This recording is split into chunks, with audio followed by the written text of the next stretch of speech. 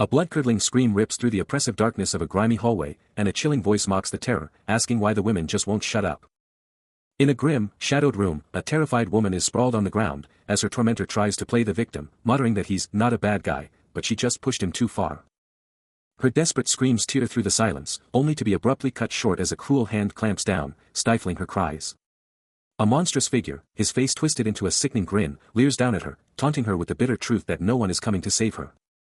Kang Hanol, frozen in the shadows, witnesses the unspeakable horror, his thoughts a whirlwind of panic and self-doubt, questioning if a low-rank like him can even hope to intervene.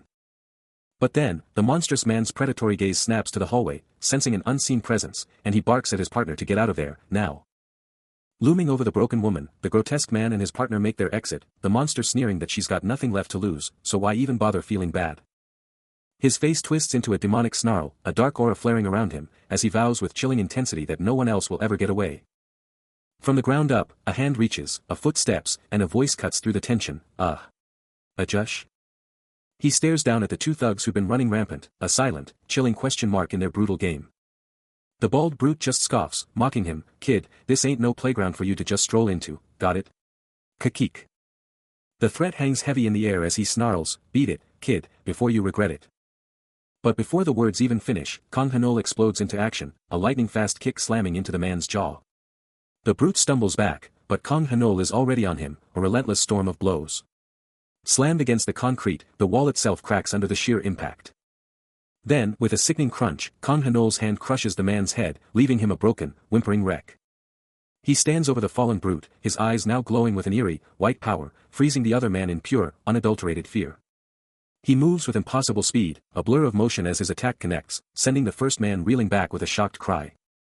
Standing over the now incapacitated figure, Kang Hanol's voice cuts through the air, a chilling declaration, "Do you know who I am? The dead." The second man stares in utter terror, while the rescued woman, witnessing the raw power emanating from his glowing eyes, can only stammer out a grateful, yet bewildered, "Thank you." Overwhelmed by the sheer intimidation, the second man collapses to the ground, clutching his head in agony. Humiliated and terrified, he scrambles away, unable to comprehend how he's running from a mere high schooler. His mind races, questioning the nature of the power he just witnessed, even as he acknowledges the young man's heroic act. A purple aura of pure fear erupts around him as he screams, desperate to escape. He lunges for the door, pounding on it frantically, but a mysterious red glow emanates from the frame, holding it shut. Trapped and terrified, he glances back, his voice choked with panic as he calls out for his companion. A blood-curdling scream rips through the air. The man, utterly petrified, is yelling for everyone to get out, now. He bolts for the exit, but his escape route is brutally cut off by a pulsing, blood-red energy wall. He smashes into the unseen wall with a sickening crack, bouncing back as the red energy explodes around him. But Kang Hanol just stands there, totally chill, bathed in that intense red glow, the power radiating directly from him. And out of that swirling red mist, nightmares start to form, their eyes burning crimson as they close in on the helpless guy. A chilling grin stretches across Kang Hanol's face as he lifts his hand, and a supercharged red orb ignites in his grasp. Even the monsters are freaking out, totally stunned, wondering what kind of insane power they're witnessing. His eyes are now blazing with an unholy red fire, and Kang Hanol's grin stretches even wider, a single, chilling word escaping him, exciting. From a bird's-eye view, the whole building is totally locked down, trapped inside that pulsing, inescapable red energy field. The crimson barrier pulses with malevolent power, locking down the entire structure. Meanwhile, the mastermind, Kang Hanol, his eyes burning with a sinister red glow, coolly gives his next order, "It should be finished by now, right? Hey guys, bring him here now." The victim, his face a mask of pure horror, recoils violently. As the malevolent crimson energy completely engulfs him, trapping him in its terrifying embrace. Then, from the swirling red particles, grotesque, shadowy figures erupt, swarming over his helpless body. Leaving him utterly broken and defeated on the blood-splattered floor. Amidst the wreckage, he desperately tries to make sense of the nightmare, gasping, what the hell? What the hell happened?" His voice shatters with raw despair, screaming, "Why? Why are you doing this to me?" Before an unseen, sinister force begins to drag his broken body away into the encroaching darkness. He slams his foot down with brutal precision, crushing another's underfoot, and the victim screams. While the victim writhes in agony, a furious voice erupts, yelling at him to respect his seniors.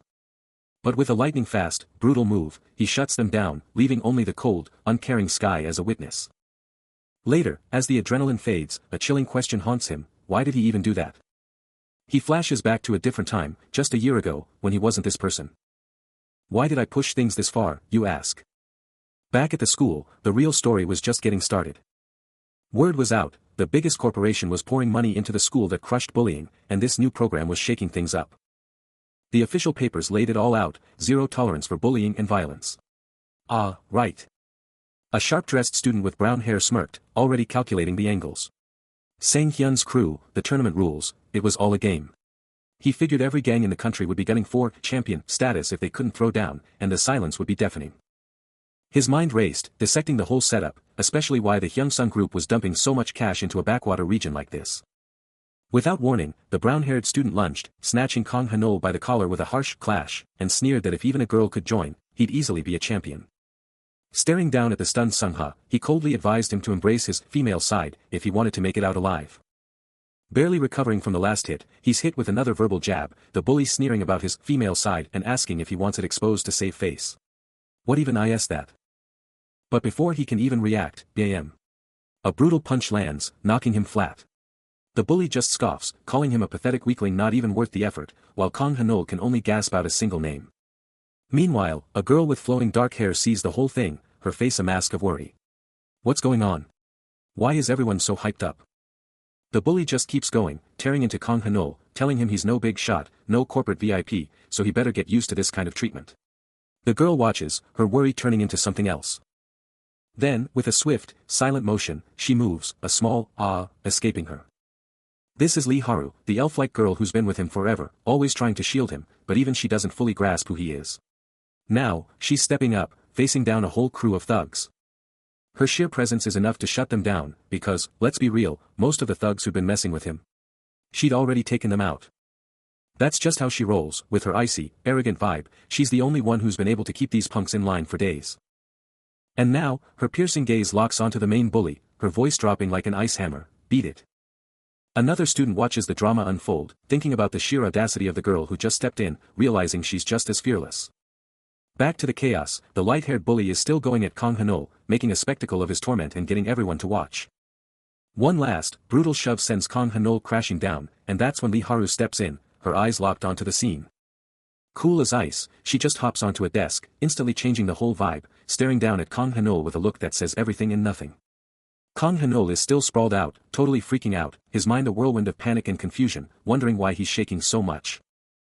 Haru reaches out a hand, then pulls it back, leaving him wondering what just happened. She stares him down and drops a bombshell, he's officially her responsibility now. The bully and his buddy are absolutely stunned, their jaws practically on the floor after Haru's wild announcement. Their hands clasp in a powerful shake, and Kang Hanol realizes his old life is officially over, everything he knew is about to change forever. From that exact moment, when he took Haru's hand, his normal life was over, leaving those bullies in the dust. It became pure hell. Now, high above the city, his days were anything but normal. He's just eating, now with glasses. A slick guy in a suit leans in, hey, can you do me a favor? Hanol's like, huh, and the guy just keeps going, oh, so you're gonna be my servant? But then the guy drops the bomb, nah, not my servant. I'm asking you to be my man. Hanol's totally floored. He just stares, mind blown. He locks eyes with the mysterious figure, a silent question burning, but the man just doubles down, be my man. Then, with a dismissive flick of the wrist, the guy just bails, promising to be back, leaving Hanol totally reeling from the bizarre interaction. A heavy silence hangs in the air, his face a mask as he tries to compute what just went down. But then, a wild idea hits him, and he bolts for the nearest convenience store, a sudden, frantic energy propelling him forward. He spots the guy way off, yelling, yo, where are you rushing off to, then sprints to close the gap, a little bag clutched tight. Tae-shik is totally blindsided as Sungha shoves the bag at him, casually dropping that he bought it for his buddy. Then, without a single explanation, he just bolts, leaving Tae-shik utterly stunned by the random act of kindness. Tae-shik is absolutely floored, eyes bugging out with pure shock and confusion, this small gesture hitting him harder than any punch. Tae-shik is still processing Hanol's move, wondering if his offer was just too much for the kid to handle. But Hanol, casually walking down the stairs with his food haul, is totally hyped, because he knows he just blew Tae-shik's mind, who thought he had Hanol all figured out. He's practically fist-pumping, mentally shouting, who's the real idiot now? But back in class, surrounded by the usual chaos, Hanol suddenly freezes, something or someone just totally caught him off guard. Someone's calling him out, asking if he's even there, and he's like, yeah, I'm right here, what's up? Next thing you know, Hanul's face to face with Tae-shik again, who's just towering over him, looking intense. Hanul's face totally drops, going from surprised to straight up terrified, as he looks up at Tae-shik. He was just a transfer student, flying under the radar, his powers a secret no one had ever discovered. But even back then, he knew Tae-shik's deal. Tae-shik was just a bread shuttle, a total pushover, and now Kang Hanul is chilling alone under a massive tree, deep in his own head. But his chill session gets interrupted when Lee Haru rolls up, breaking his solitude. She sits down next to him, and immediately asks if something's up. Flashing a sweet smile, she tells him she's got his back, no matter what. Her offer totally blindsides him, leaving him stunned by her unexpected generosity. A soft apology from Lee Haru cuts through the silence, but his mind is already elsewhere, flashing back to a dark day, a day he plunged into the water. Underwater, he fought, then surrendered, the chilling embrace of the depths pulling him down, begging for the end, for death to finally claim him. But then, a voice, laced with a cruel laugh, shatters the darkness as Tae-shik hauls him from the water, scoffing at the effort it took to rescue someone fighting to drown. On the grass, he finally admits the chilling truth, he was trying to end it all. Tae-shik, towering over him, first mocks his sudden cry for help, then pivots, demanding to know the real reason behind his desperate act. He reveals the facade, a famous businessman father, a beautiful mother, and a crushing weight of expectations, all shattered the day he learned the brutal truth, he wasn't his father's child. Tae-shik shrugs off the bombshell, simply telling him to get on with it. Stretched out on the grass, he reveals he clung to life for his mother, for the lifelong secret she carried, a weight too heavy for her to bear alone. Then, a raw question, why save him? Why not just let him drown? He was so unsure, staring at the book, questioning if he could even do it, even while sitting there with Tae-shik, that doubt still eating at him. He just turned away, couldn't even look at Tae-shik, still stuck on why he was saved. Kang Hanul admitted that before Tae-shik dove in to save him, he actually hated guys, but after that day, he started to trust him a little. Tae-shik, still grinning, was like, dude, you can't even swim. Why'd you come after me? And Hanul just mumbled that he was scared he'd actually do it. Then Tae-shik jokingly asked if Hanul was saying he didn't like him, and Hanul was like, no way.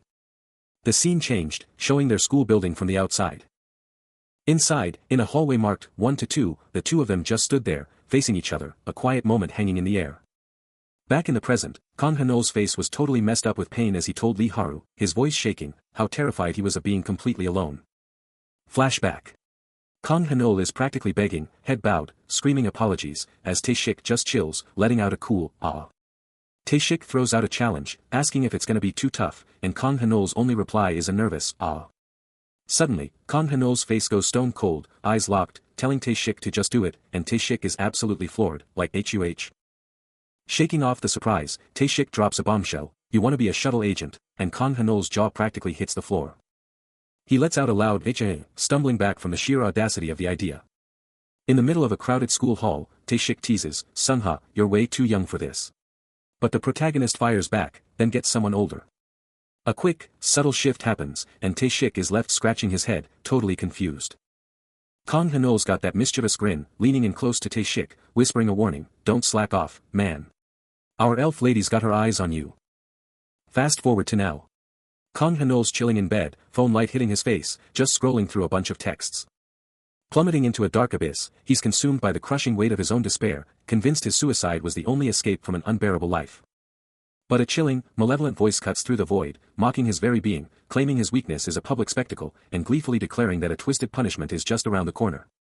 The sinister voice twists the knife, accusing him of arrogance, shattering his past justifications, and then, with a terrifying grin, invites him to an eternal, nightmarish game. Then, with a chilling promise, it vows to forge him into something stronger, directly tying it to the very act that brought him to this dark place. The voice hammers home its twisted logic, insisting there's no other path to power, no other purpose for his existence, and that without its intervention, his life is utterly meaningless. At least, that's what he's forced to believe, as the perspective abruptly shifts to his grounded feet. With a sudden, terrifying surge, his eyes blaze crimson, as he defiantly declares, I do now. Then, in a jarring, desperate flash, he's on his knees, utterly broken, crying out, ah. Sorry. I'll definitely get that money for you. He's on his knees, head down, utterly broken before another figure, the darkness around them reflecting his inner chaos. Lee Haru stares down at him, a single, desperate question tearing through the silence, how? Still on his knees, Kang Hanul's voice is barely a whisper, don't worry about me. But then he explodes, his face twisted in a raw, tear-soaked scream, I'm a retard. Just leave me alone already. Lee Haru turns her head, a pained whisper barely audible, Hanul. Her voice turns to ice as she glares back down, don't even pretend to care anymore. I'm sick of you constantly bothering me. Then, with a final, ice-cold threat, don't follow me, I'll kill you if you do, she turns and walks away, leaving him shattered on the ground, where he can only spit out a bitter, yeah, just die, you coward. She vanishes into the shadows, her final words echoing with crushing disappointment, I can't believe I ever called you my friend. Suddenly, the crushing darkness vanishes, replaced by the blinding, indifferent light of day, revealing a massive school building. He's slumped at his desk, a defeated humph barely audible. But then, a sudden, brutal shove sends him crashing to the floor. His tormentor, Tae-shik, feigns innocence, a sickly sweet apology about a fly on his head. Humiliated, he's forced to eat from a bowl, a disgusting sound filling the silence. Another vicious slap cracks across his face, the force echoing through the room. Still, he endures, head bowed, continuing to eat.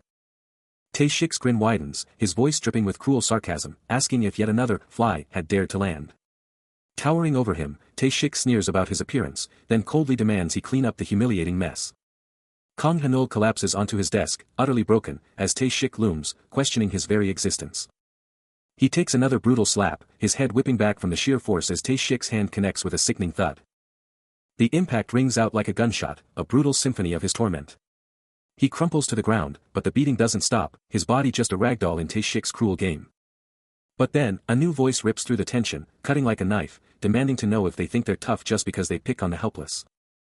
The orange-haired girl looms over them, her face a mask of cold fury, while Tae-shik still has his hands on the victim. The victim is sprawled out, broken on the floor, his glass is shattered, as the newcomer stares him down with an unnerving intensity.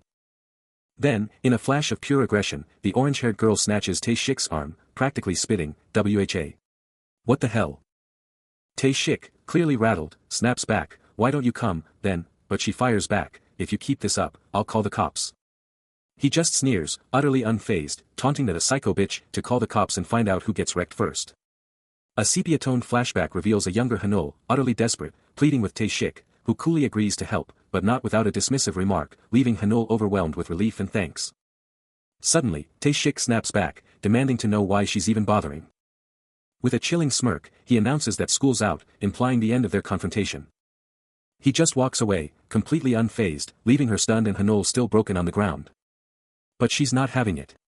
Her fury boils over as she demands to know why he's just leaving him there. He doesn't even flinch, just asks if she's hungry, leaving her completely dumbfounded. A wave of regret washes over her, as she whispers a heartbreaking apology for something that isn't even real. The night falls, and a lone building looms under the streetlights, setting a somber mood. Two figures move through the shadows, their presence barely a whisper, heading straight for the building. Up on the rooftop, the orange-haired girl turns on Kang Hanul, her words cutting through the night, "I told you to leave me alone. Just stop caring and get out of here." But he stands firm, his gaze unwavering, declaring, "I have to care about you, though." His resolve is clear, a quiet vow, as he reminds her, "Because the day you saved me from the river." Her face twists, a painful memory surfacing, and she drops a bombshell, "Was the day my father started touching me." He takes in her confession, his heart heavy, as she explains, "To me, you were just a substitute, and because of you, I could endure it more easily." Her voice cracks with a desperate plea, "Will you still care about me, even knowing all this?" He doesn't hesitate, his answer resolute, "No, just keep on me and keep getting on." Alone, Kang Hanul is consumed by a heavy silence, his mind racing with an impossible choice. A desperate whisper escapes him, "What am I supposed to do now?" The city lights blur as he stands on the precipice, the weight of his decision pressing down, a silent scream in the urban sprawl. But then, a chilling realization hits him, his eyes darting around, where did she suddenly go? No time to think, only to act, he sprints, a desperate dash through the empty corridors. Then, a sight that freezes his blood, a guttural, raw scream tears from his throat. A brutal grip clamps down, and a voice cries out, "Let go of me." She fights back, but a menacing voice snarls, "Get your hands off me." As Kang Hanul bursts in, the bullies sneer, "Oh, you thought we wouldn't mess with you like this? You were dead wrong." He steps up to the crew, and one of them just smirks, barking orders to grab her arms and legs. But she's not going down easy, fighting back, screaming for them to let her go. She's practically begging, asking if they even have a shred of humanity left. But they just laugh it off, one of them yelling, "God damn, she's loud. Take her socks off," while Hanul's face just gets colder. Then, a hand just shoots out, snatching her leg. One of the bullies just stares him down, spitting out a threat, "Wash your foot before you touch her, UF *****." But Hanul's not backing down, his eyes burning, muttering that if they'd just shut up, this could have been clean. Then, bam. Another hand slaps over her mouth, muffling her screams. That's it. Hanul snaps, exploding into action, a blur of pure rage as he slams into the first guy. He gets absolutely rocked by a brutal punch, his face contorting from the sheer force. Before he can even blink, a heavy boot smashes into his head, sending him flying as someone screams for them to cut it out. But the beatdown just keeps coming, a relentless barrage of kicks and strikes from the whole crew, pummeling him into the dirt. Another brutal kick sends him flying, his body soaring through the air for a split second. His face twists into a silent scream, eyes bulging with pure agony and shock. A desperate, raw scream of Han Yuel rips through the air, as he's forced to take the brutal beating. Still down, another kick connects, ripping a harsh cough from his lungs. The bullies stand over him, their laughter absolutely vicious and mocking, just soaking in his suffering.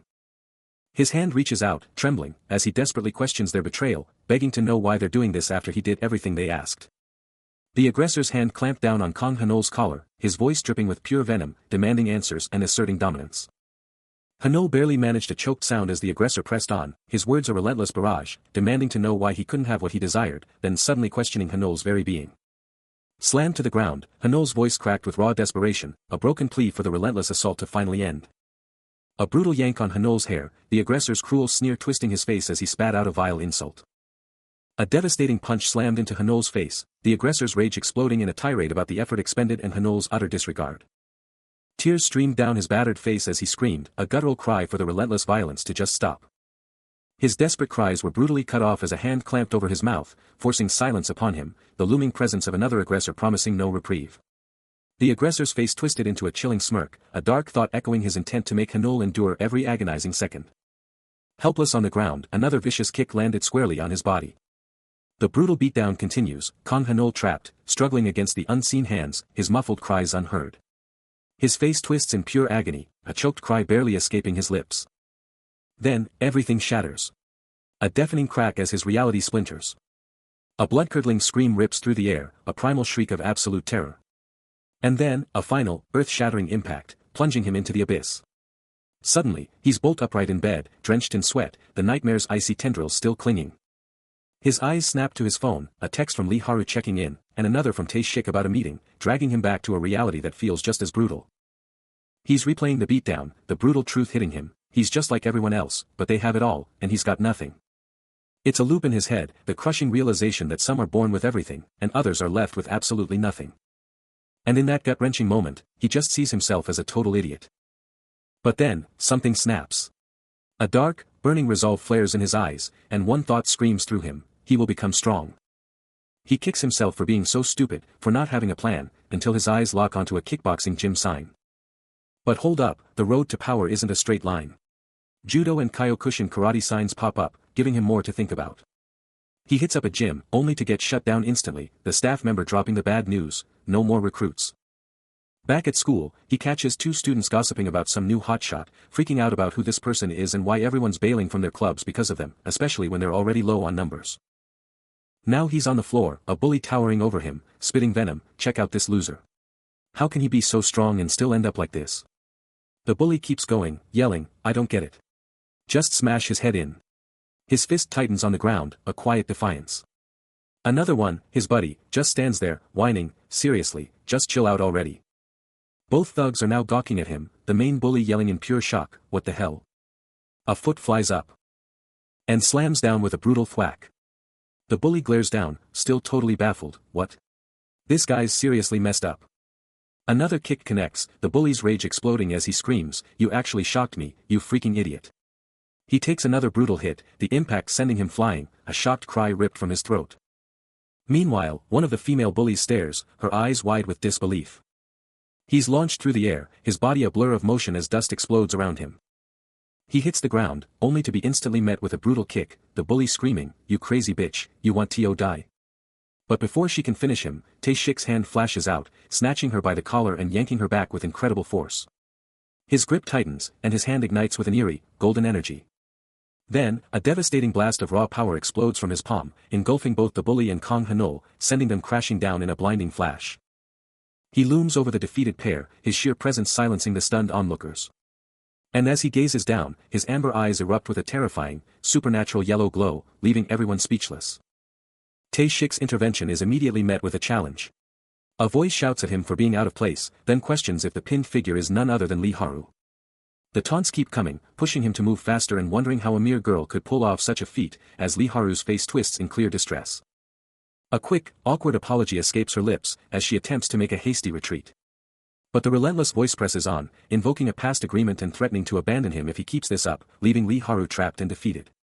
Left to himself, Tae-shik stares down, lost in contemplation, weighing the heavy consequences of his actions. A sudden shout from behind snaps him out of his thoughts, making him whip around, clearly startled. It's Lee Haru, glaring back and demanding answers, challenging him on his next move and whether he'll actually help. A wave of pure shock washes over his face, leaving him utterly bewildered. As the sun dipped below the horizon, painting the sky in fiery hues, two figures stood, their forms stark against the epic backdrop.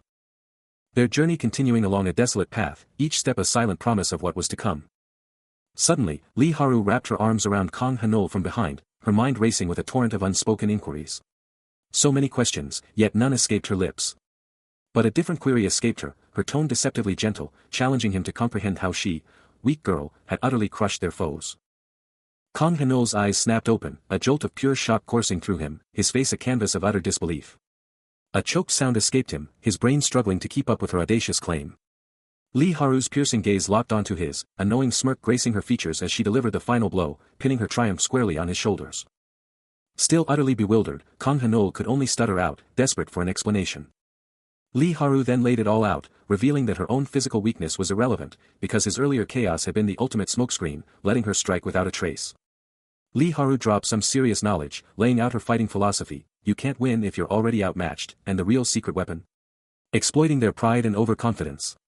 She's not about following rules, it's all about shattering their guard to secure the win. She's not just talking the talk, Haru's walking the walk, slamming a male opponent to the ground. One hit won't do it, but once that guard is down, it's game over. If you can't break through, you can't win, simple as that. Haru keeps going, revealing she pulled off a move she usually can't even touch, a technique way beyond her normal limits. She's still reeling, asking herself, how did I even do that? Totally baffled by how her body pulled off such an insane move. Then, the big reveal hits: she had a teacher, someone who forged her body from weakness. Suddenly, we cut to a rough-looking guy, long hair, beard, totally wrecked in a bed, letting out a raw scream of agony. Haru's right there, revealing the shocking truth: that teacher. That's her uncle. But the mood darkens as Haru looks at her uncle, realizing the grim reality: their gym is on the brink of collapse, and worse, he's completely given up. Kneeling in utter despair beside the unconscious Tae-shik, Kang Hanol's world is crumbling. Suddenly, Haru steps in, catching him off guard as he questions why he's even on his knees. He desperately begs her to teach him, screaming about his desire for strength and how no one will ever help him. His face contorts in pure agony, admitting he's powerless to fight back, feeling like a complete idiot as he practically screams for her help. Tae-shik is still out cold on the couch, unmoving. But Haru just shuts Kang Hanol down with a sharp, quiet. He looks defeated, a crushing thought about his own weakness echoing in his head. Haru just stands there, her face giving nothing away. Then turns and walks away, leaving him absolutely crushed and his desperate plea hanging in the air. Still on his knees, he hears Lee Haru's dismissive sigh, his desperate plea just an annoying distraction to her. But as she walks away, he quickly asks if she'll take him in, then bows deeply, thanking her profusely. Later, at a massive mansion. Kang Hanol is at a desk, poring over a document, with Tae-shik still out cold on the bed, muttering about needing a stamp on these crazy papers. He scans the contract's insane terms, realizing he has to obey every command, pay for the privilege, and never even think about making demands. Head in his hands, he can't believe the contract demands 80% of his future earnings from fighting. Haru's uncle, bottle in hand, casually reminds him, I'm the 8, remember? His eyes burning, he lays down the ultimatum: don't want it? Then quit. But Hanol's eyes blaze with resolve: he doesn't care about the money, all that matters is getting stronger. Hanol's determination is absolute. He's ready to sign, asking if that's all it takes to seal his fate. His hand flies across the page, the contract is signed. Haru's uncle snatches the paper, a smirk spreading across his face as he announces, boom. It's signed. Then, with a smug look, he turns to Hanol, practically sneering, yeah, you heard me right. I found someone who can actually get stronger. I don't just do this for anyone, you know. You earned this. But as they both stare out the window, a chilling premonition hits them, a gut feeling that something is seriously off. The ominous feeling lingers, a silent alarm blaring in their minds. Elsewhere, a new player enters the game. Lee Wei-jin is chilling in bed, totally engrossed in his phone. His phone screen flashes a chat with Ju Dae-hyun and Lee Haru, spilling the tea on some fresh drama. The screen lights up, flashing with a chat from Lee Wei-jin, Kang Han-oh, and Lee Haru, but the real shocker is the crow holding the phone, a sinister, just according to Kikaku, hanging in the air. But hold up, the man himself, Lee Wei-jin, is chilling in bed, glued to his phone, while a voiceover drops a bombshell. He's a hunter, and he's about to lose everything. And just like that, the crow is back, still gripping the phone, the chat still open, and that creepy, just according to Kikaku, echoing the sinister plot. A mysterious document reveals a skill demanding absolute commitment. Elsewhere, in a no-frills training room with a self-defense for woman sign, Tae-shik is chilling on a couch, facing off against Kang Han-oh. Han-oh can't help but think, is he really the one Tae-shik's talking about? The guy who doesn't care what goes down. Then, Tae-shik drops a bombshell, telling him to ditch the glasses, and Han-oh's like, what? Han-oh's mind races, wondering why the sudden change. Tae-shik clears his throat, laying it out plain, no way can he fight with those glasses on, leaving Han-oh totally confused. A sly grin spreads across Tae-shik's face as he promises, he'll be here soon enough, and Han-oh will get his answers. Then, he drops another hint, asking who's about to show up. Tae-shik keeps pushing, asking if Han-oh even knows about the ultimate mixed combat tournament, while Han-oh's mind races, I have. He's got doubts, big doubts, wondering if he's even ready for this next level. Then, a sudden, chilling announcement, he's here. His eyes snap open, a shockwave of realization hitting him as he whispers, is that really you? He stares down from the window, utterly stunned, barely able to form a coherent thought. But far above, in the gleaming towers of power, a much bigger game is already in motion. A sharp-suited executive watches a news feed, Gang Leon's attacks flashing across the screen, a hint of a larger strategy at play. He reports back, confirming that ever since the chairman greenlit the tournament, Gang Leon has completely vanished from the school fight scene. A smug grin spreads across his face as he declares the tournament a resounding success, just as the chairman predicted. The imposing chairman, however, isn't entirely convinced, demanding to know why that brat Gang Leon still looks so powerful, even as the executive stands by. Tae-shik, in front of the chairman, is still dropping truth bombs, laying out his hardcore philosophy, to truly master existence, you gotta be elite, and the only way to get there? Fight, fight, fight.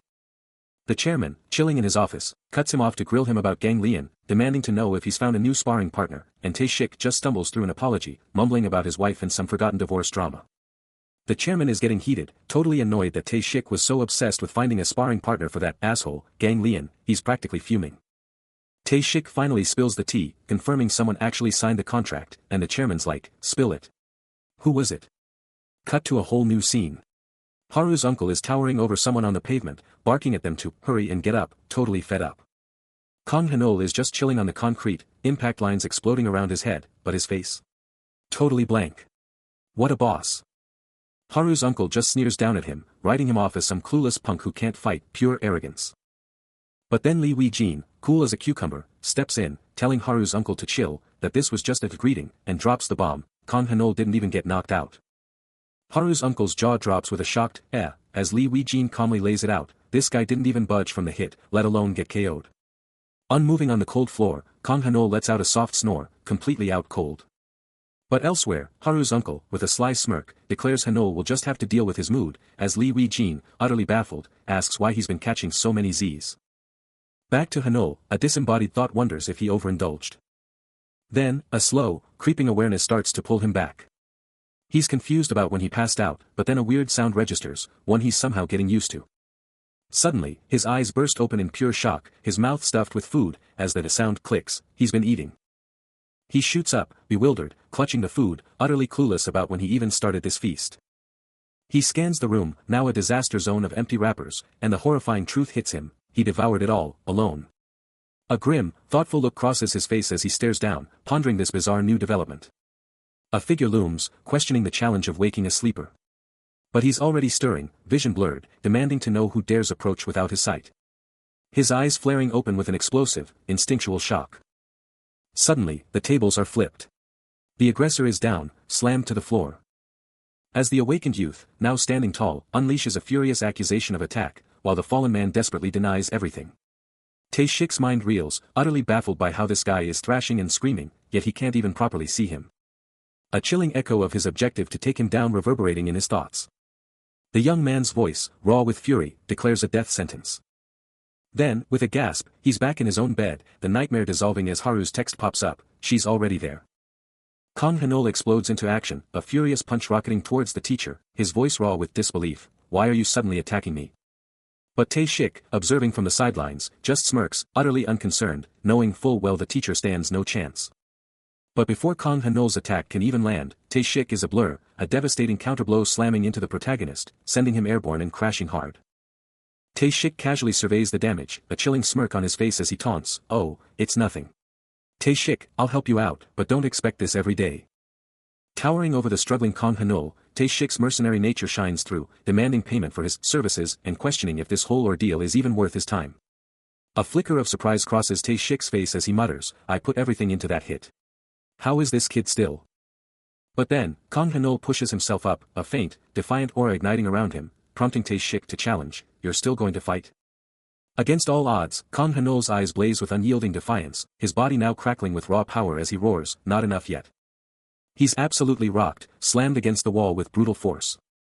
His face twists in pure agony, the impact leaving him dazed and broken. Tae-shik looms over the fallen Hanol, his voice dripping with ice as he taunts, what's wrong? Thought you were gonna beat him up and take his cash. Hanol can only groan, utterly defeated.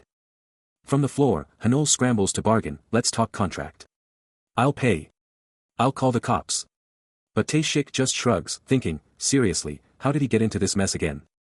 Chillingly calm, Tae-shik sits with Lee Wee-jin, throwing shade at Hanol's empty pockets, seriously, you think you can afford this food when you live on ramen and gimbap? Wee-jin just stares, totally lost. His eye flares with an intense, golden glow, unleashing the golden sight. Wee-jin, totally baffled, asks, golden, what again?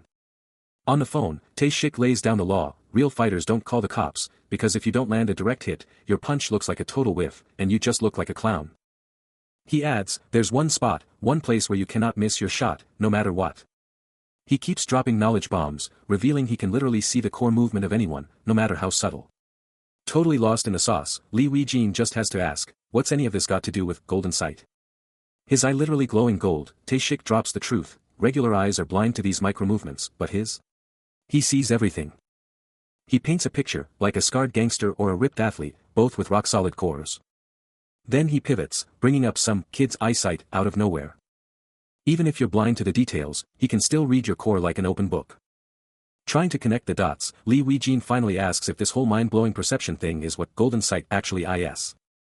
Tae-shik brushes him off, apologizing for cutting him off but making it clear he's got no time for a full lecture, though he's definitely clocking Lee Wee-jin's reaction.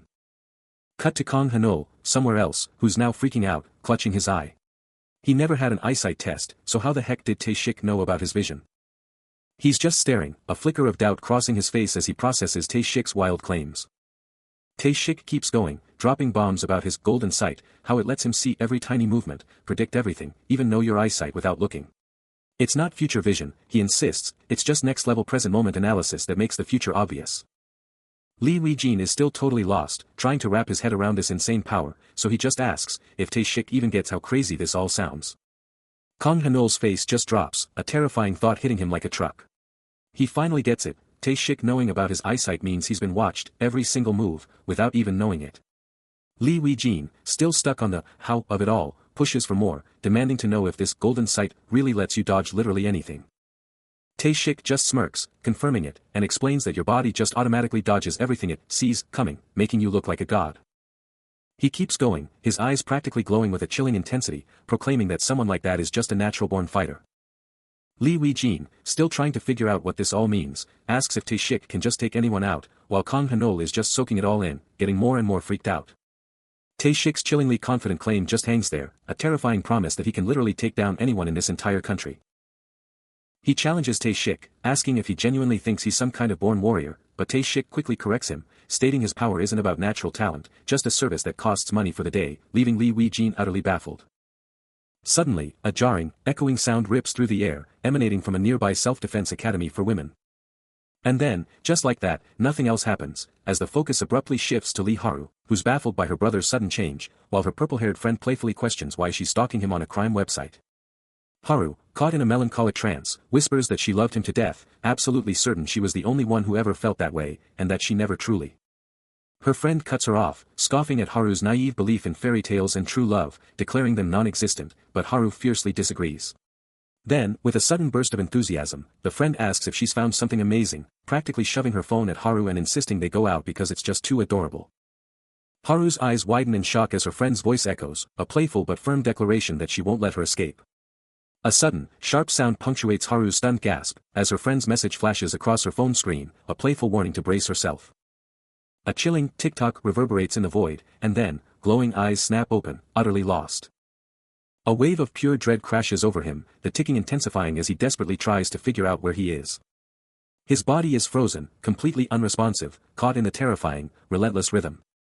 Then, the glowing eyes sharpen, and the unmistakable shape of his glasses comes into view. Suddenly, with a sharp jolt, Kang Hanol shoots upright, a loud creak echoing as he stares around, utterly bewildered. Sweat drips down his face, the nightmare's grip still tight, leaving him gasping for breath. Still sprawled on the ground, he's in a locker room, and a man with long, dark hair is crouched right next to him, staring him down. The man grips a stick, his eyes piercing as he barks, "Why are you sleeping here?" He scrambles to his feet, rubbing his head, and confesses he has no idea how he even got there. Kang Hanol, still processing everything, can't help but ask if this is really their first day back, then immediately backpedals with an apology. The mysterious figure just walks away from the building, leaving behind a heavy silence. Suddenly, someone yells "Uncle" to Haru's uncle, who just gives a quizzical, yet knowing, smirk. Lee Haru isn't holding back, straight up asking, "You were hypnotized by Hanhana early on, weren't you?" Haru then thinks aloud, realizing she might have overreacted for someone so easily controlled, and then questions the very concept of mind control itself. Haru's uncle, with that same knowing grin, just shouts, "Glasses." A mysterious voice, Kim, drops a bombshell about Haru's uncle, warning that when those glasses come off, things are about to get wild, as someone else quickly tries to silence them. The school building looms large, its entrance waiting. Later, Kang Hanol is seen sitting alone, lost in thought, recalling how his friends always pointed out that school was the one place he truly stood out. Still reeling from his own perceived weakness, he can't shake the feeling of being utterly pathetic. He thinks to himself, he probably couldn't even land a punch for a whole month. Seriously, is he just completely useless when it comes to fighting? But his thoughts are shattered as Tae-shik and his crew appear, laughing and taunting him for even trying to learn how to fight, finding it hilarious that he might actually hurt someone. Without warning, Tae-shik challenges him to a test of his skills, then bam, a brutal kick connects. The impact sends him flying. He skids across the floor, the thud of his body hitting the ground undeniable. He's down, groaning in pain, struggling to even move. Just like that, Tae-shik's attitude flips. He's suddenly all smiles, leaning over him and offering to take good care of him if he joins their club, even promising rides home. "Aren't we just the best?" he asks, dripping with false sincerity. Pulling him up, Tae-shik commands him to follow, barely acknowledging his mumbled "thank you." His face is a mask of agony, and he's thinking, is this it? Is this where I break? Wham! Another brutal hit connects, and a furious voice screams for him to obey. He's thrown back, reeling, as his tormentor whines about having to actually put in work. The school just sits there, watching, doing nothing. And just like that, his glasses are shattered on the ground, a brutal reminder of what just happened. Tae-shik, with his crew behind him, flashes a smug grin, mocking Kang Hanol, saying his precious glasses wouldn't be broken if he'd just listened.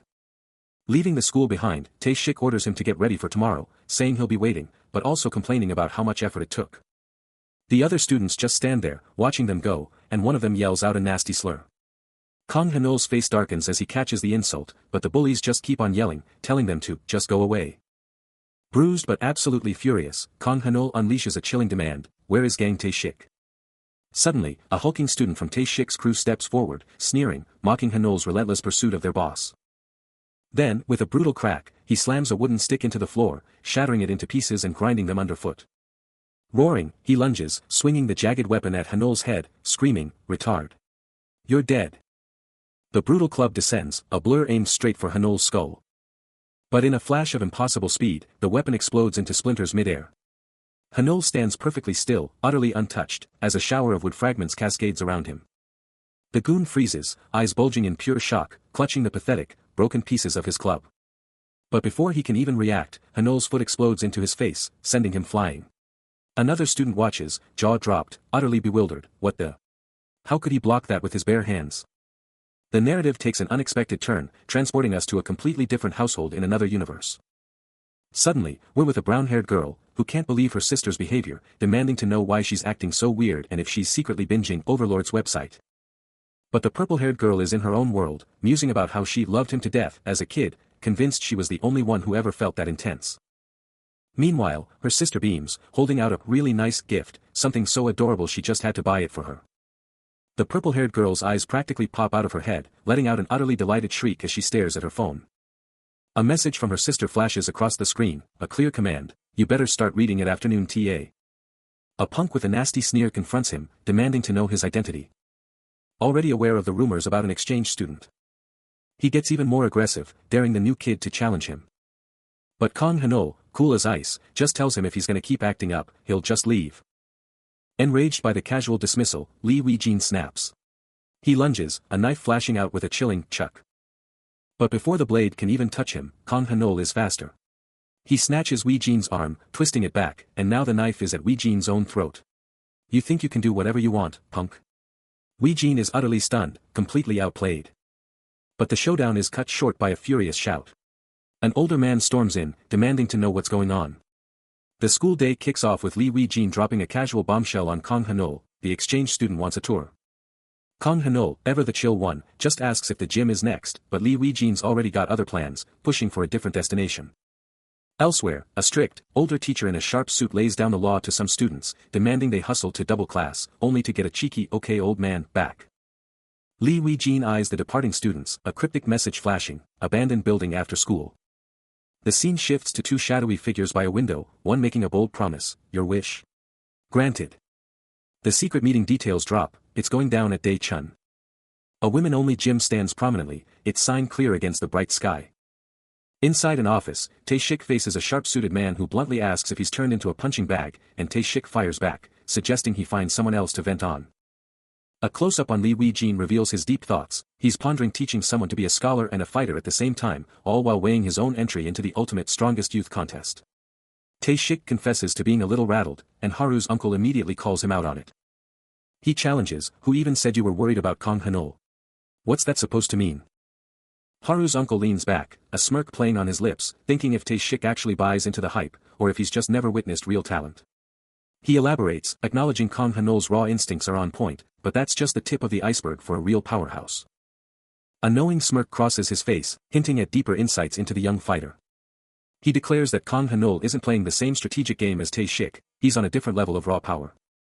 Tae-shik, still perplexed, presses for more, and Haru's uncle clarifies that Kang Hanol's instincts are so sharp, he just knows where to be, reacting before his mind can even process it. But there's a catch, he reveals: Kang Hanol's raw power is lacking, especially when he's not in a controlled fight. With a brutal crunch, he crushes a cigarette, driving home the chilling truth: there are a million ways to break a fighter who only relies on instinct, especially if that kid ever snaps. He muses that 100 opponents would be no match for the young fighter, then adds: but then again, it's not like there's a lot of them, right? His voice drops, a hint of concern entering his tone as he admits: I am worried, though. The people who can piss him off. Tae-shik, his back still to the viewer, questions the long-term strategy: have you really planned this since the first day I came back? The night deepens over a towering, derelict building, its skeletal structure silhouetted against the full moon, setting an ominous stage. Haru's uncle turns to his companion, a slight smirk playing on his lips: but why are you so worried? It's more fun to just let him deal with them all. A shiver runs down Tae-shik's spine, an unsettling premonition he can only describe as an eerie feeling, a sense of dread creeping in. Leading the way through a dimly lit corridor, Tae-shik announces their arrival: we're here. Come in. Kang Hanol is waiting for you. Inside, the young fighter stands amidst the aftermath, his gaze sharp and unwavering, a silent testament to his power. The room is littered with unconscious figures, a brutal testament to his swift and decisive victory, leaving no doubt about his capabilities. Among the menacing figures. But then, a desperate cry for help cuts through the tension. Kang Dae-gun's booming laughter rips through the air. He just keeps sneering. But before his taunts can even land, sending him flying, the remaining thugs freeze, eyes wide with shock. The chaos erupts as a thug unleashes a furious roar, challenging Kang Dae-chun to step forward. Another thug, eyes blazing with fury, screams, demanding to know what they're doing and unleashing a torrent of expletives. But as the thugs turn on each other, their screams tearing through the air, Kang Hanol remains a silent, unmoving observer, watching the chaos unfold. Suddenly, with a bone-shattering crack, his hand slams down, pulverizing a stack of bricks as if they were dust. Kang Hanul stares at a wall, the chilling shadows of a brutal brawl dancing behind him, as a voice challenges him, too hard, right? He lets out a soft, ah. Before Taeshik's voice cuts through, offering backup, reminding him this isn't a daily thing. Hanul, clearly relieved, thanks him, acknowledging his unexpected kindness. Then, in a flash, the scene explodes into pure chaos, a hand blurring into action as an almost invisible assault unleashes. A suited figure stumbles back, rocked by an unseen, devastating blow. Another bone-jarring impact connects, ripping through the air with raw power. Hanul's face, now a canvas of blood and debris, twists into a primal snarl, his eyes blazing with an infernal, crimson glow. An enemy's head snaps back from a brutal impact, blood exploding from the force. He carves a path through the suited enforcers, evading a bottle attack and leaving a wake of crumpled forms. A lightning-fast, pinpoint strike lands. The last foe crumples, face twisted in agony, as Hanul's eyes continue to burn with savage, crimson power. The fight explodes. He kicks a suited man with blinding speed, sending him flying. Another foe gets absolutely rocked. A crimson burst of energy exploding from the impact as he sends a third man flying with insane force. He looms over a terrified opponent, who can only stare up in pure horror at the brutal display. His fist glows with an ominous red, then absolutely obliterates another man's face, the impact distorting his features. One of the last standing guys can only stutter in shock, completely blown away by the raw power on display. Another one screams a desperate warning, telling his buddies to run for their lives as the chaos rages on. He stands victorious amidst the wreckage, alone, glowing figure surrounded by the absolutely wrecked forms of his enemies. But just as the dust settles, a new voice cuts through the silence, calling out his name with an outstretched, glowing hand. What's next? Kang Hanul's eyes ignite with a savage red, his entire form erupting in a furious crimson aura as the name, Kang Dae-chun, hits him like a shockwave. A terrified hand shoots up, desperately trying to block the incoming fury, as a desperate voice screams, wait. Hanul freezes, his furious expression twisting into confusion, his eyes locked onto the terrified figure. The man, phone still in hand, begs for his life, oh don't hurt me. Hanul.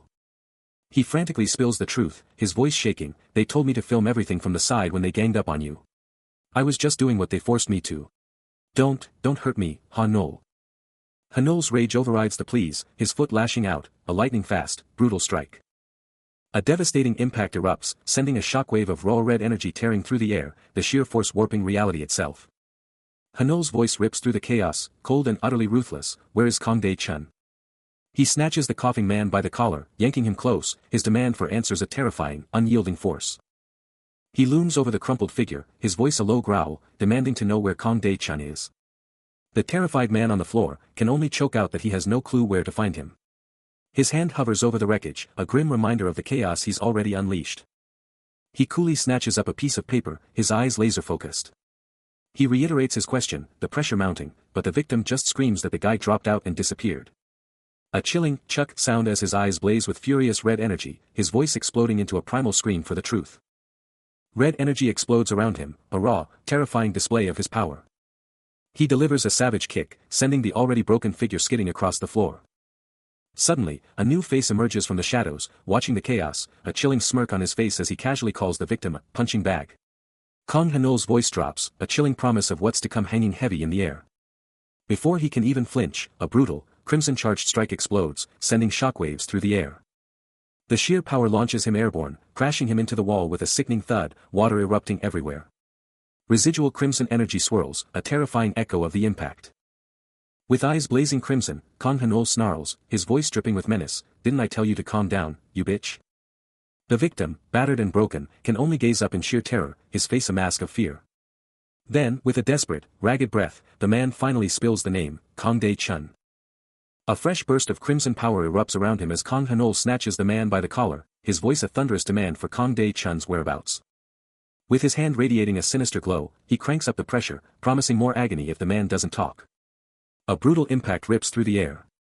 While the red-cloaked figure is violently restrained, a blinding, raw energy erupting from the struggle. His face, a mask of grim determination, refuses to break under the relentless assault. But the pressure is too much, he finally cracks, his voice raw as he confesses, Kang Dae-chun is finishing his desperate revelation, in the strongest youth tournament. A brutal thump reverberates as Kang Hanul is left battered and bleeding on the cold floor, a voice demanding, what do you mean Kang Dae-gun is in the competition? Kang Dae-gun's face twists into a snarl as he violently grabs the man, shaking him hard and roaring, tell him before slamming him to the ground with a sickening thud. The brutal aggressor then looms over Kang Hanol, who lies broken and still on the floor. He sneers down at his victim, asking if his punching bag is already dead, before a chilling smile spreads across his face as he promises, "Don't worry, I haven't carried out my grudge yet." Kang Dae-gun's gaze remains fixed on the battered student, his voice dripping with disdain as he calls him, like a maniac. The grim reality of the small, desolate room sets in, with two figures now broken and helpless on the floor. Meanwhile, outside, a women-only sign marks the building, a stark contrast to the violence within. After the brutal beatdown, Kang Hanol is out cold on the couch. Tae-shik watches over him, wondering just how much sleep he needs. A mysterious young woman, looking deep in thought, can't help but ask if he's even okay. She quickly reassures them, saying the hospital found nothing major, so they can chill out. But Tae-shik isn't buying it, turning to her with a pointed question, why is she so invested in Kang Hanol all of a sudden? She just looks tired, finding it super weird that they'd go through all that trouble to transfer to the same school as him, especially with all the gossip flying around. She's like, seriously, people are gonna think you're his bodyguards. Don't you guys have your own lives? But then she admits he hasn't actually done anything to deserve this mess. Staring down at the unconscious Kang Hanol, she snaps back that she just saw him getting pummeled in the same spot, so yeah, she's worried. Suddenly, a flashback hits, a figure plunges from a bridge into raging waters, swollen from heavy rain. Word on the street was that the guy who fell was a student from their school, the usual target for relentless bullying. But then, a foot steps onto the edge of a bridge, the sound echoing in the silence. Someone who knows the story reflects that the person who fell from the bridge was a student always trying to act cool. And that, for the unnamed female, was when her life began, though she didn't know the rumors about him, only something about his past. Back in the present, Tae-shik muses on a past attempt to manipulate someone, noting that when he tried to do something similar, the target didn't even act like he didn't want to. He then declares that despite everything, this guy can't pose a problem, revealing his plan to make him his dog and profit from him, intending to be the one to crush him, who was going to crush the boy. The female acquaintance, startled, quickly interjects, insisting that's not what she's saying, that it's only an interest. With a sigh of resignation, she agrees to act as if she heard nothing, muttering, "Ah. Uncle." Under her breath. Tae-shik, changing the subject, mentions a rumor about Kang Dae-gun joining the strongest fight tournament and approaching him, but questions why he isn't showing up.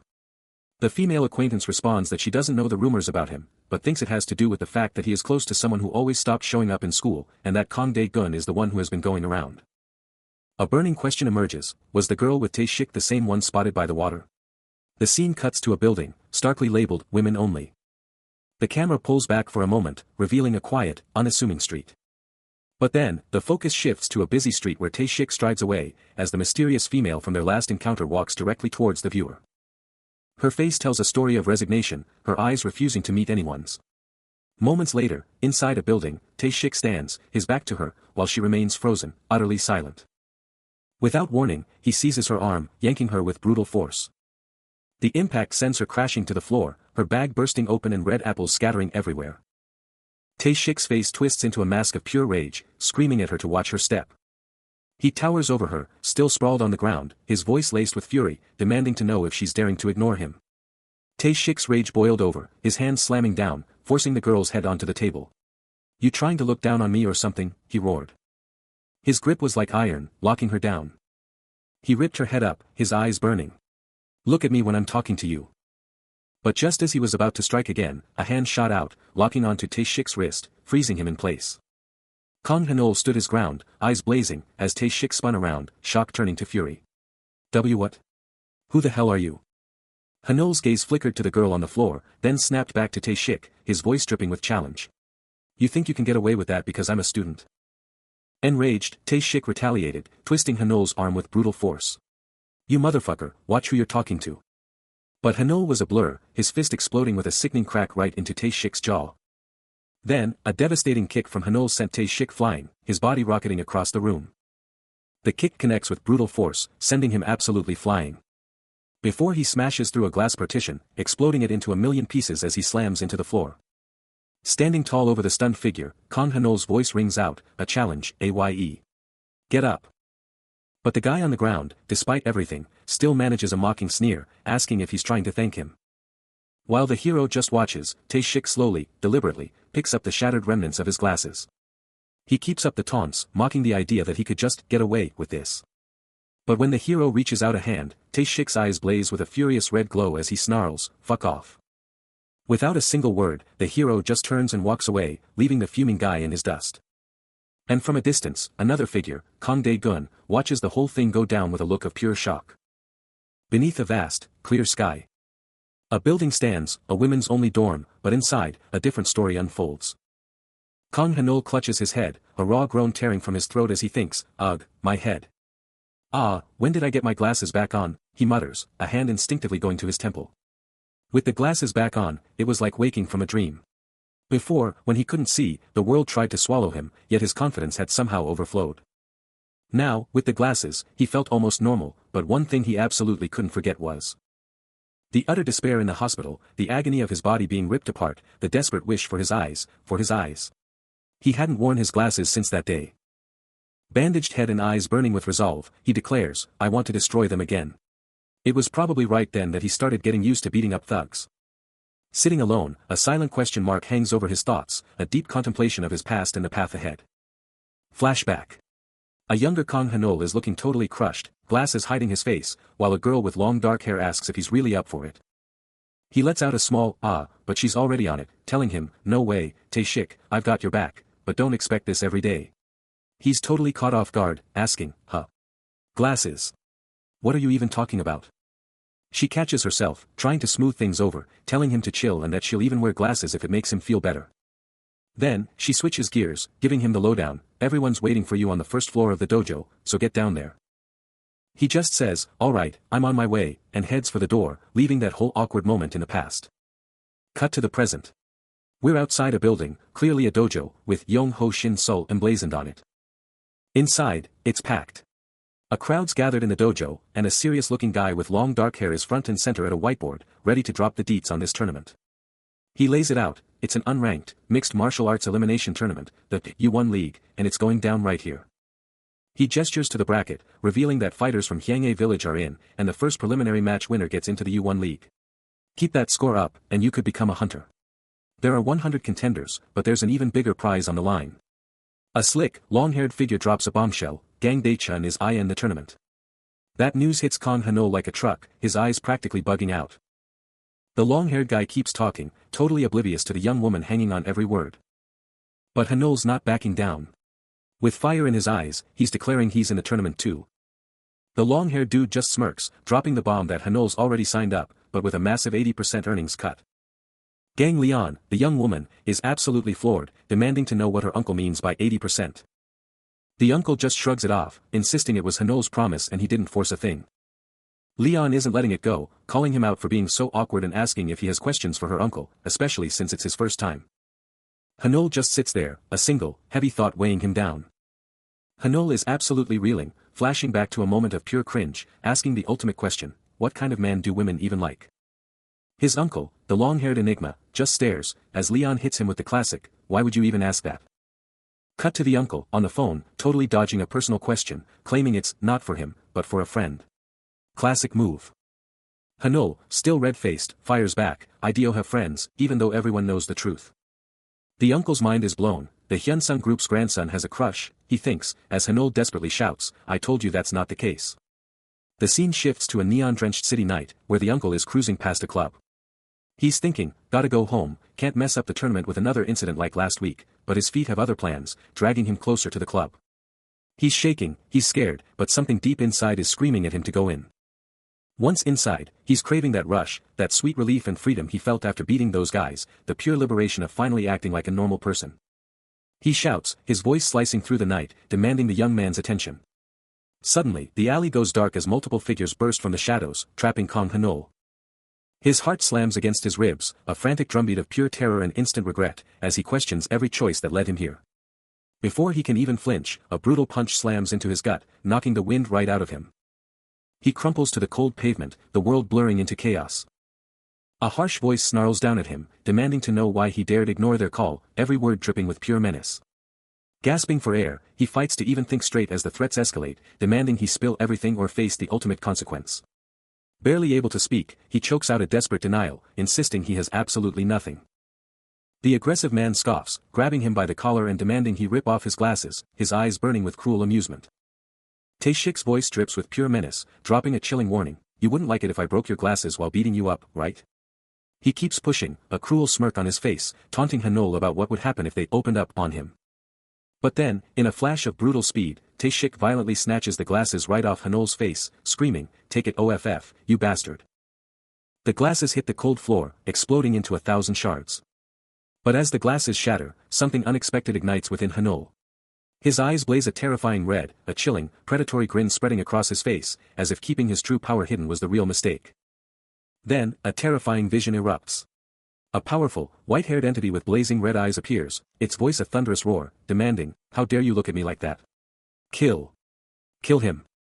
The entity's hand flares with raw, red power, its voice dripping with contempt for pathetic humans, before unleashing a final, earth-shattering command, "Die." But then, with a dismissive humph, the entity pulls back, deciding to spare the target for now, but delivering a chilling promise, "Look at me like that again, and I'll end you." A flicker of regret crosses its face, but the entity attributes its mercy to "that guy." Kang Hanul's face twists into a terrifying grin, his eyes burning with dark satisfaction. "Yeah, it was a good choice coming here," he snarls. His hand blurs forward, a lightning-fast strike. But Kang Dae-gun just smirks, ready for the impact. Before the hit even lands, Dae-gun explodes with a counter, his fist slamming home with a crack. Hanul is sent flying, a human projectile. A devastating kick connects, driving him back even harder. Slammed against the wall, Hanul is utterly immobilized, his eyes burning red as he gasps, What's with this strength? I can't move." But then, Tae-shik steps in, a cool voice cutting through the tension, "Oh Han-chul. Don't overdo it. We still have a contest to consider." Dae-gun's eyes blaze with raw power, his resolve unbreakable as he snarls, "I'm going to finish what I started." Kang Dae-gun isn't letting up, unleashing a raw surge of power, his grip like iron as he pulls with everything he's got. A blinding white glow explodes from his hand, this is it, the finishing move, the end. But just as he's about to land it, a frantic yell rips through the moment, his subordinates screaming about the cops, "They gotta bolt." Cops are swarming, their shouts ringing out, so Kang Dae-gun and his guy have no choice but to ditch the scene and run. They make a clean getaway into a dark alley, finally getting a second to breathe and figure out what just happened. Thug A, totally fuming, spins around to face him, demanding to know why he let that guy off the hook when he had him dead to rights. Kang Dae-gun's face goes stone cold as he fires back, swearing he never meant to let go. A slight smirk creeps onto his face as he admits, he's never seen anyone pull off moves like that, ever. Meanwhile, Thug B just stares, totally lost, begging him to just spit it out already so he can get a clue. He thinks about it, in a normal fight, most people would just give up and throw a punch, no questions asked. But no, because of how it went down, he couldn't just go all out with his left hand, not when he had the guy pinned against the wall. And in that split second, there was no way he could land it perfectly. Then, a massive "kwang" sound, as his glowing fist absolutely detonates. Meanwhile, staring out a window, Tae-shik just hopes he gets another shot at him. Walking alone through a dark alley. His eyes cast down. He curses his own powerlessness, vowing never to feel that sickening helplessness again. And that, Kang Hanul declares, is the game changer. Struggling with his own weakness, Kang Hanul drops to his knees before Kang Dae-gun, desperate to know how he can possibly overcome this massive weight disparity. Dae-gun, with a knowing look, shuts him down, stating it's impossible to overcome a natural weight class difference, especially for a high schooler in a bantamweight division. Hanul's face twists in despair, as he questions if everything he's learned has been utterly useless. But Dae-gun just scoffs, calling him an idiot before revealing his shocking plan. With his eyes burning with an intense red glow, Dae-gun issues a direct order, "Increase your weight from now." The setting changes, revealing a house perched on a bright, sunny hill. Inside, Hanul is confronted with a mountain of food, his heart thumping wildly at the impossible task ahead. He gapes at the colossal feast, utterly bewildered, how the hell am I supposed to eat all of this? Dae-gun, looming over him, lays down the ultimate challenge, if you don't want to, give up. Hanul is going all out, shoveling down food with a fierce determination, screaming that he'll eat every last bite. But even as he chows down, Hanul can't help but ask Dae-gun if this insane eating plan is going to make him sick. Dae-gun just gives him a cold stare, practically daring him to question the process. No turning back now, Hanul keeps stuffing his face, the mountain of food slowly but surely disappearing. Just then, Gang Leon bursts in, waving the official GT League tournament bracket. But her face is grim as she drops the bombshell, there's a huge problem. Dae-gun demands answers, and Leon reveals Hanul's opponent is a legendary thug, infamous across the entire city. Then she asks the million-dollar question, do they even know who this guy is? Her eyes go wide with disbelief as she gasps out the name, oh my god, Han-cheol. His jaw drops, eyes blown wide in absolute, mind-numbing shock at the bombshell revelation. Tae-shik gets right to it, dropping a name and asking if his buddies heard the buzz. Haru's eyes lock forward, a serious vibe radiating as she drops the name, "Oh Hanchiol."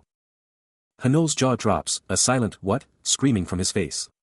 A guy in a red jacket, with long, dark hair, chimes in, suggesting Hano might not really know the full story. Adding that the dude he ran into yesterday just made everything way more intense. He thinks back, remembering the guy's heavyweight build and insane muscles.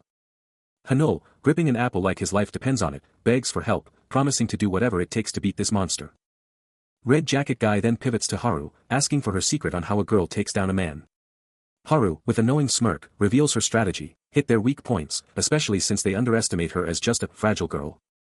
The guy in the red jacket lays it out: people like Hanchiol. They're just built different. No weak points, even when they're chilling. So, he continues, Hano's gonna need way more than just hoping for a slip-up to make up for his own weaknesses. Staring out the window, the guy just blurts it out, like, seriously, what can Hano even do better than this beast, Hanchiol?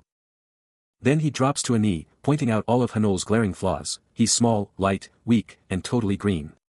There's just no way he's gonna pull this off. Just as he figured, he mutters, a slight edge of, "I told you so," in his voice. He spins back to the window, dropping a bombshell: Hano's only hope. Pure, unadulterated speed. Yeah, Hanchiol's a speed demon, he concedes, but if Hano gets himself smaller and lighter, trains right, there's no way Hanchiol keeps up with that kind of burst. But then he snaps back, blasting a shocked Hano with the truth: you still need a solid base to even get that speed, idiot. He breaks it down with a sports analogy: imagine Messi with Ronaldo's body, no way he'd have that insane burst. It's all about maintaining that perfect body weight for his height, sculpted with muscle. Kong Hano is totally overwhelmed, his face screaming, too hard, as the man in red lays out the brutal training plan: build muscle, get fast, or get crushed. But Hano isn't backing down. He's already grinding out pull-ups, every rep a battle against his own limits. And the grind doesn't stop when the sun goes down. The night is just another stage for Hano's relentless pursuit of power. He's pushing past the pain, every fiber of his being screaming as the trainer watches, unyielding. The proof is in the pain, his hands are already shredded, a testament to the brutal work. He's completely wiped out, hitting the floor hard, but even then, he's questioning if this insane training will actually make him a winner. But there's no rest for the weary. The trainer's voice is a whip, telling him to get up, because sleep can wait. Hano gets it, he's already giving up everything, even his afternoons, for this brutal path. But Hano isn't just getting up, he's getting back in the fight. The trainer's chilling words ring in his ears: 6 more days, twice the pain, twice the effort, or it's all for nothing. He leans in, absorbing every word as the trainer lays it out: listen up, because I'm only saying this once, got it? Think of your muscles like a massive bundle of tiny threads. You're training. It's literally tearing those threads apart, but here's the kicker: if you treat those damaged muscles right, they don't just heal, they come back stronger. A light bulb goes off for Kong Hano, his mind racing: wait, so the secret is to take care of them after I break them down? To make them stronger? The trainer cuts him off, shaking his head: wrong. It's the exact opposite. Right now, you're just annihilating your muscles. Totally lost, he presses, huh? What are you even talking about? The trainer breaks it down: every time a single muscle fiber gets damaged, it doesn't just fix itself, it rebuilds with 3 new ones. So, the more you break them down and let them heal, the more fibers you get, and the bigger and stronger your muscles become. Then comes the crucial detail, but the absolute best way to supercharge that muscle repair. It's sleep. Kong Hano, barely conscious, mumbles, oh, so that's why I'm always crashing. The trainer delivers the final strategy: if you want to get seriously strong for those fights, just like pro bodybuilders who push their bodies to the limit, then you need to hit those muscles hard, then recover even harder. That means intense, short bursts of training, followed by rapid repair through sleeping twice a day. Hano stares up, a burning question on his lips about the sheer intensity of his new training regimen. He's worried about the fallout from pushing his body to the absolute limit, but the trainer just hits him with a blunt: isn't it obvious? The trainer lays it out: this brutal training will absolutely mess with his life, making everything harder, and Hano instantly regrets even asking. Then comes the kicker: he's gotta keep pushing through the agony, because the training is literally messing with his nerves, a truth Hano sees in his own shaking hand. The trainer heads out, dropping a final piece of wisdom: Hano will learn to fight through the pain, but for tonight, he needs some serious sleep. He shoots a look back, hammering home the point: more sleep now, less pain later. Hano just stands there, letting it all sink in. Later, in bed, he tries to catch some Z's, but the pain is absolutely brutal, his body screaming, making sleep a distant dream. He braced himself for the pain, but this nightmare agony, which sleep was supposed to fix, makes him instantly regret everything. A low rumble cuts through the night, the city's pulse thrumming with a hidden energy. For days of brutal, hellish training are finally over, and now he's back on the grind, hitting the streets. He's itching to test if all that grind actually leveled up his body, the ominous clouds above mirroring his anticipation. Right here, in the heart of the city's neon jungle, the hunt begins. He's thinking, where are the thugs at, eyes scanning every shady corner.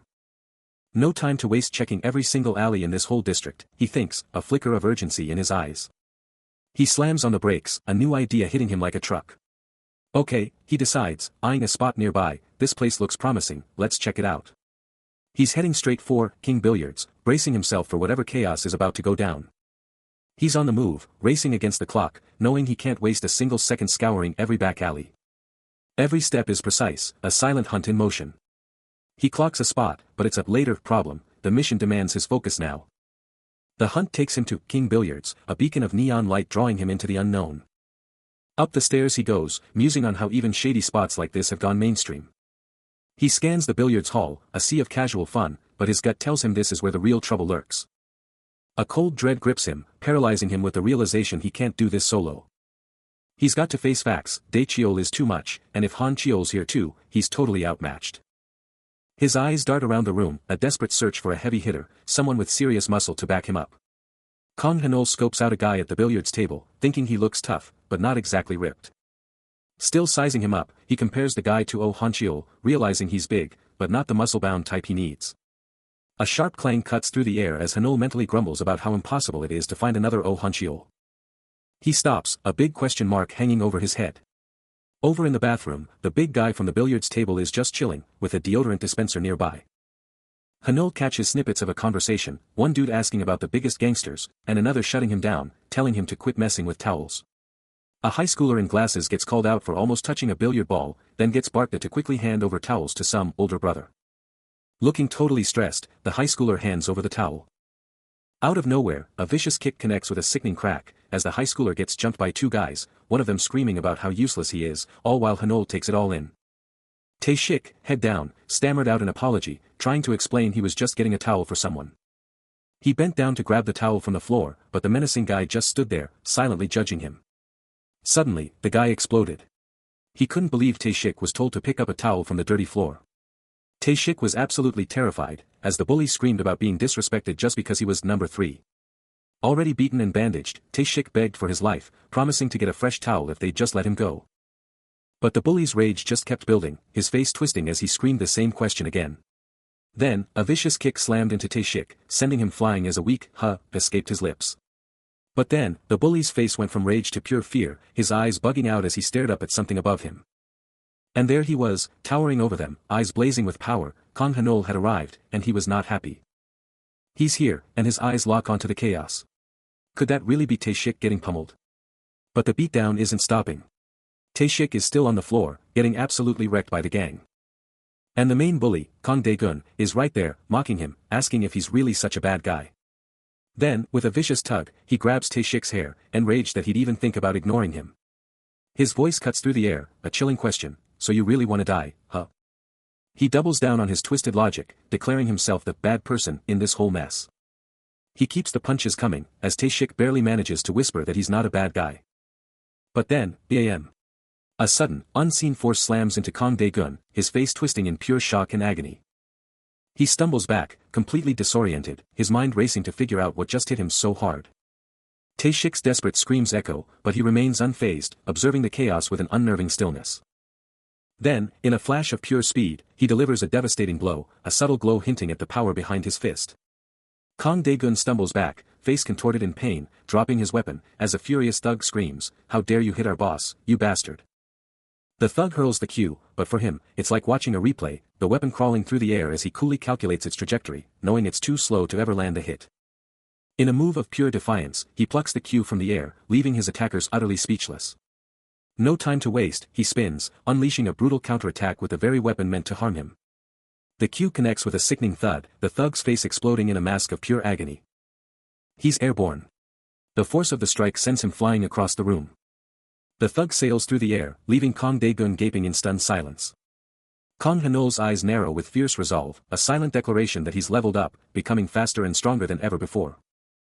But before he can even process it, a monstrous Kang Dae-gun unleashes a brutal, earth-shattering attack that rips through the very air.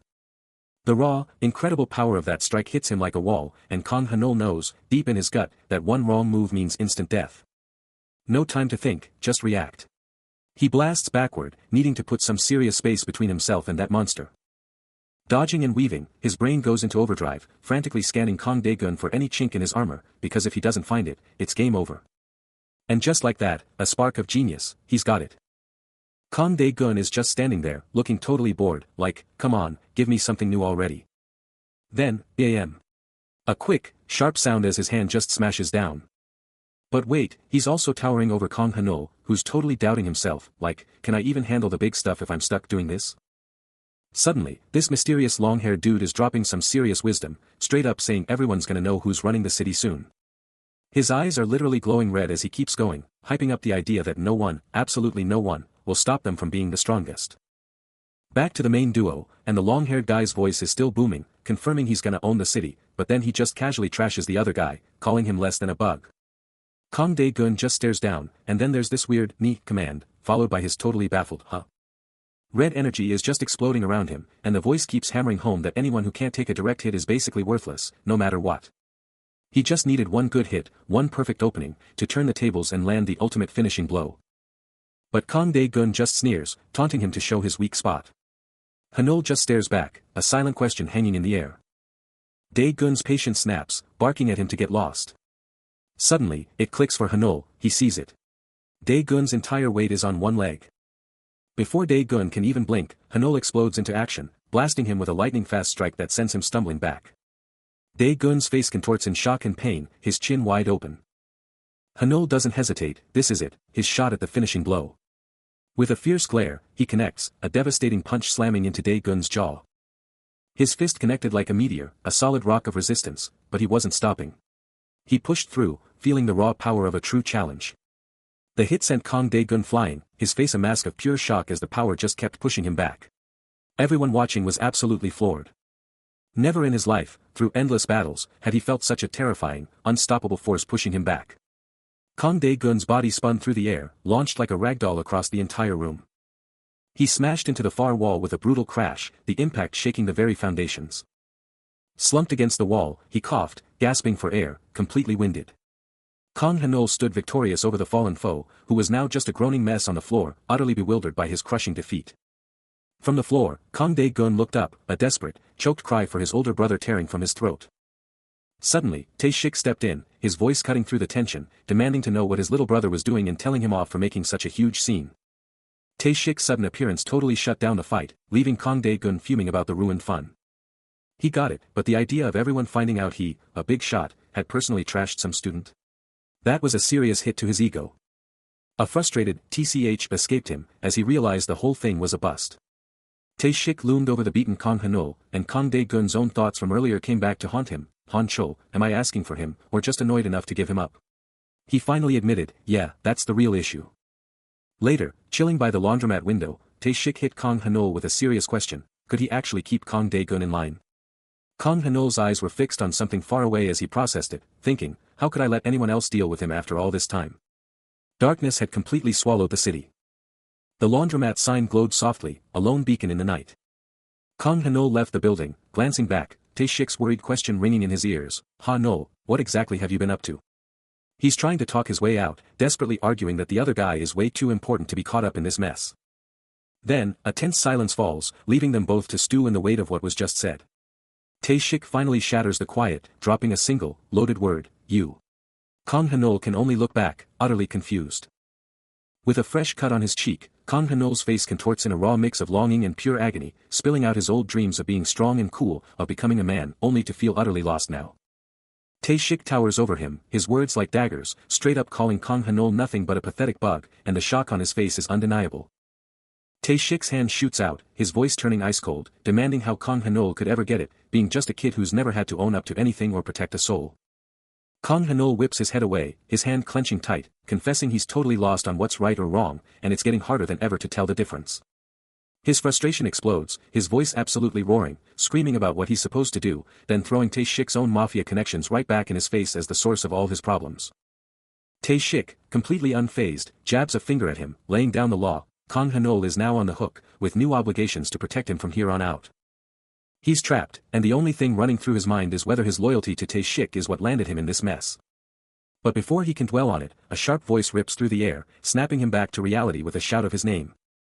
Standing there, a long-haired figure in a red hoodie, his gaze intense, immediately lays into him, demanding to know why he's slacking off instead of doing his special training.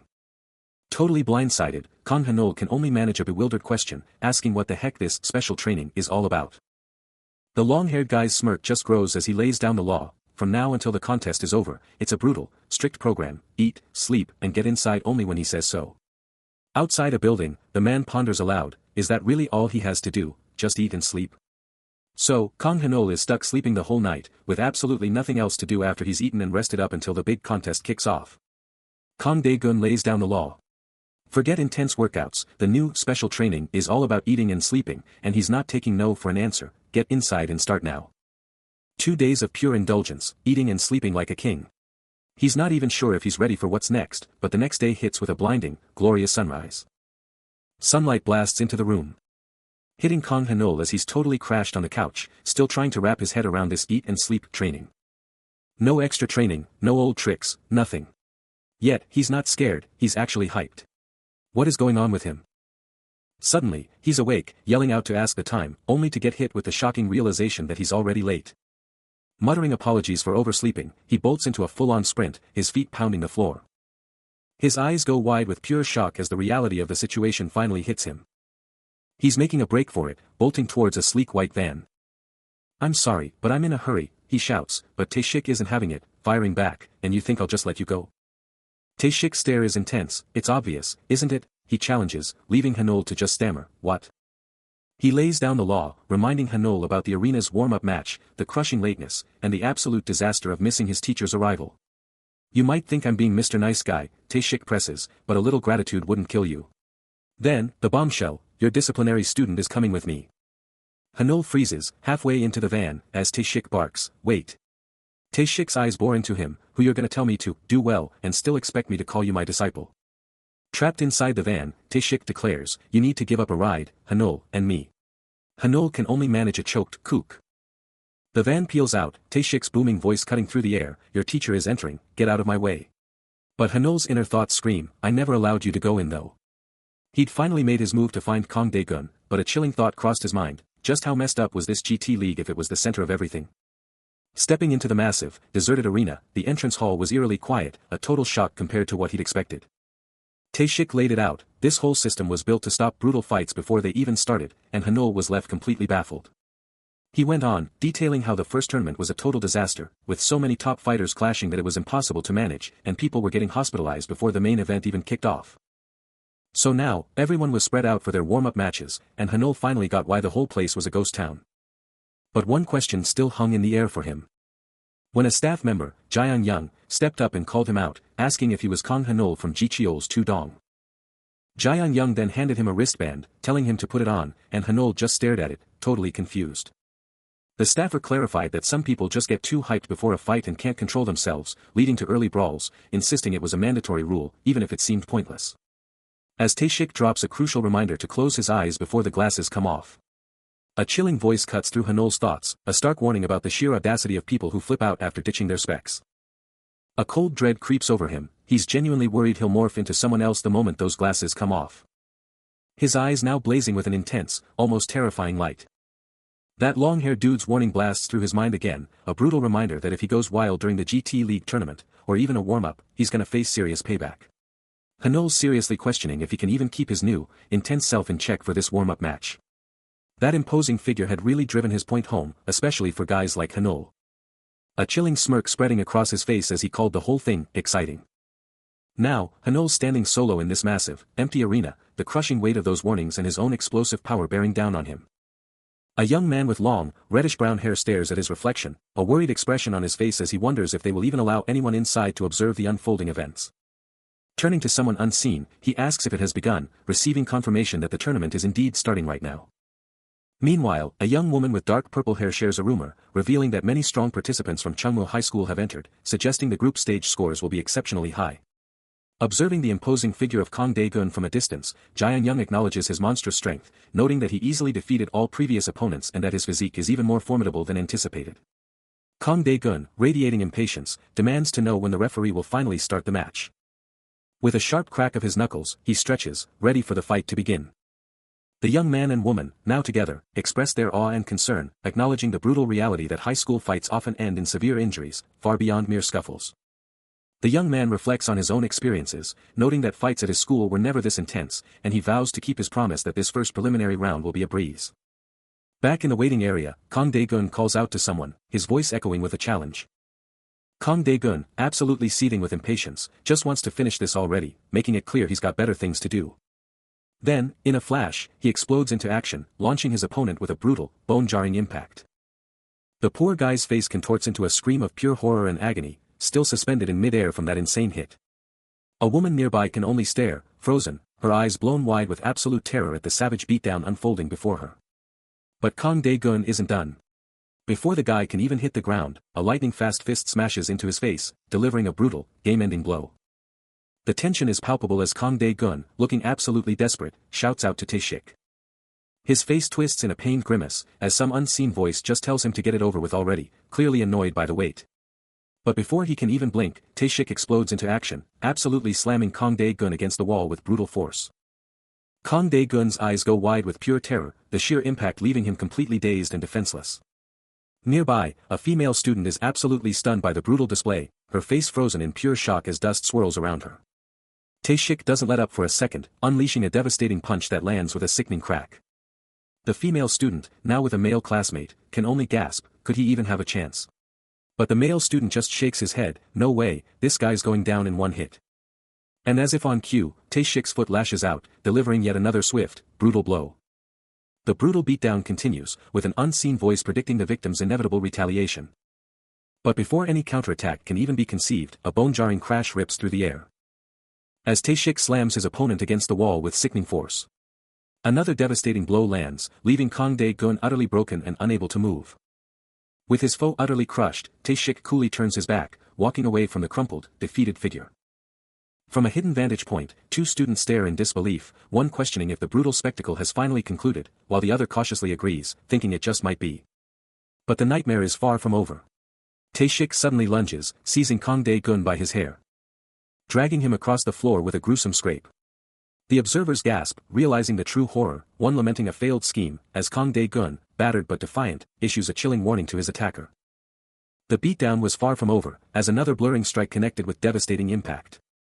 Kang Dae-gun was sent flying, his body contorting mid-air from Tae-shik's raw power. And another hit landed, each blow a testament to the brutal assault.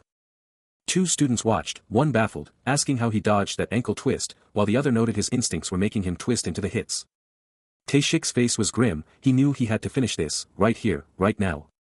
Another crushing blow connected, the impact undeniable. With a final, agonizing grunt, he crashed to the floor. He lay broken, staring up at the one who brought him down. But even from the floor, a defiant voice snarled, "You won't get away with this. I'll make you regret it." His efforts are finally paying off, but the stakes are higher than ever. He can't risk exposure, yet deep down, he knows this charade can't last forever. With only one path remaining, he seeks out his master, Tae-shik, knowing this isn't just any ordinary request for help. Elsewhere, Kang Dae-gun, with a mysterious woman by his side, smirks, convinced his dummy opponent has finally stumbled upon a winning strategy. The battle rages. Kang Dae-gun taunts, "You really think this will work," as his foe unleashes a lightning-fast, mid-air spinning kick. Boom! The kick lands with devastating power, sending Kang Dae-gun reeling. He's sent flying, his body twisting violently as he crashes to the ground. A blinding crimson impact erupts, showcasing the raw, explosive power of that strike. Even on the ground, utterly defeated, Kang Dae-gun's eyes burn with defiance, taunting his foe, "Didn't I tell you I feel no pain?" But the defiance means nothing. The protagonist unleashes a final, blinding, earth-shattering strike. Kang Dae-gun lets out a guttural cry as the last hit absolutely rocks him, leaving him dazed and on the brink of blacking out. He's sent flying backward, his body just skidding across the floor. The momentum just carries him, leaving him totally sprawled out and exposed. Meanwhile, a female student watches from afar, totally confused. She thought the fight was over, but this guy just keeps going. Kang Hanol just stands over his downed foe, his eyes locked, ready to unleash another attack. Dae-gun, still defiant, screams about his loss, totally baffled by this guy's insane agility and non-stop attacks. But before he can even finish, a brutal kick lands, sending another shockwave right through him. Then a fist slams in, crushing into his face with sickening force. The impact literally lifts Dae-gun off the ground, his body hanging in the air for a second before he crashes back down. Still reeling from the previous assault, Kang Dae-gun's body twists mid-air, propelled by another brutal kick, unable to find his footing. He lands hard on the ground, defeated, as Kang Ha-no looms over him, his voice cutting through the air, demanding to know if Dae-gun has learned his lesson about staying in his lane, a chilling taunt. The aggressor's foot rises, poised to deliver another crushing blow, making it clear he intends to stomp him even more, a relentless assault. And with a sickening thud, the stomp connects, sending a jolt through Dae-gun's already battered body, a brutal impact. Ha-no stands impassively over his crumpled form, the silence punctuated only by the heavy breathing of the defeated man, a chilling display of dominance.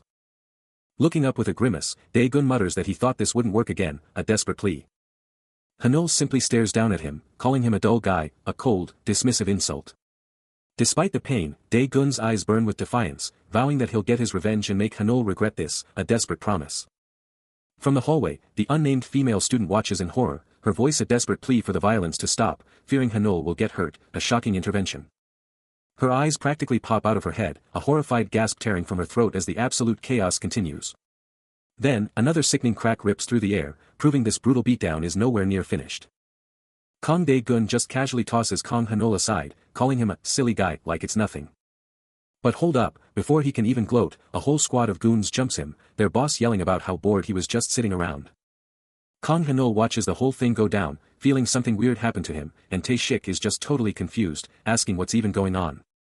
Suddenly, his hand starts glowing with this crazy red energy, and the pain is so intense he can't even feel his own hand anymore. Back in the fight, Kang Dae-gun is going off, landing a brutal kick with a sickening crack. But there are just too many of them, and he gets absolutely rocked by a hit he can't even block. He lets out a scream of pure rage and pain, totally unable to believe he's getting owned by these guys. But before he can even think, Kang Ha-no is there, his glowing red fist absolutely decimating Kang Dae-gun with a brutal impact. Two mysterious figures, a woman with flowing purple hair and a man with a stoic gaze, are locked onto a screen, their faces a mix of awe and concern. Suddenly, a replay of the epic clash explodes into view, and the woman can't believe her eyes as Kang Ha-no's power-charged, red-glowing fist absolutely decimates Kang Dae-gun, sending him flying. Shocked, she blurts out, wondering how Ha-no, against all odds, managed to pull off that insane finish. The male observer, ever the pragmatist, coolly states it was just accumulated damage, but the woman's not buying it. With a knowing smirk, she fires back, pointing out that even with some damage, Dae-gun was still standing like a rock. She doubles down, revealing he was completely immobilized. The replay hammers it home, showing Ha-no's glowing hand connecting with Dae-gun, with a critical 5 on the damage counter. But the male observer isn't backing down, retorting that accumulated damage would have made him unstable, not frozen. He reminds her about the broken hands and knees, as the impact replay hits with a 4.99, a razor-thin margin. The woman finally reveals the truth, Dae-gun was paralyzed because Ha-no's previous attack hadn't fully healed. The scene cuts to Ha-no standing victorious over a defeated Dae-gun, with Tae-shik watching it all unfold. And the final bombshell drops, that unhealed injury was the exact reason Ha-no played it smart, avoiding a direct confrontation until the perfect moment. June looms over a defeated Kang Ha-no, dropping a loaded question about some big announcement. With a chilling smirk, he delivers a cold, calculated response, clearly enjoying the moment. Suddenly, with zero warning, June snatches Ha-no by the collar, hoisting him up like a ragdoll and making it clear this beatdown isn't finished. Ha-no's face twists in pure agony, as June's iron grip crushes him, unleashing a torrent of pent-up rage and frustration. Then, a brutal impact sends Ha-no flying, his body violently recoiling from the unseen blow. June unleashes a devastating, energy-charged punch, his fist glowing crimson as it slams into Ha-no with explosive force. But before June can even finish his taunt, Ha-no explodes with a furious, red-hot counterpunch, shutting June down mid-sentence. The brutal impact sends a shockwave of pain through June, his face contorting in a raw grimace as Ha-no's power hits home.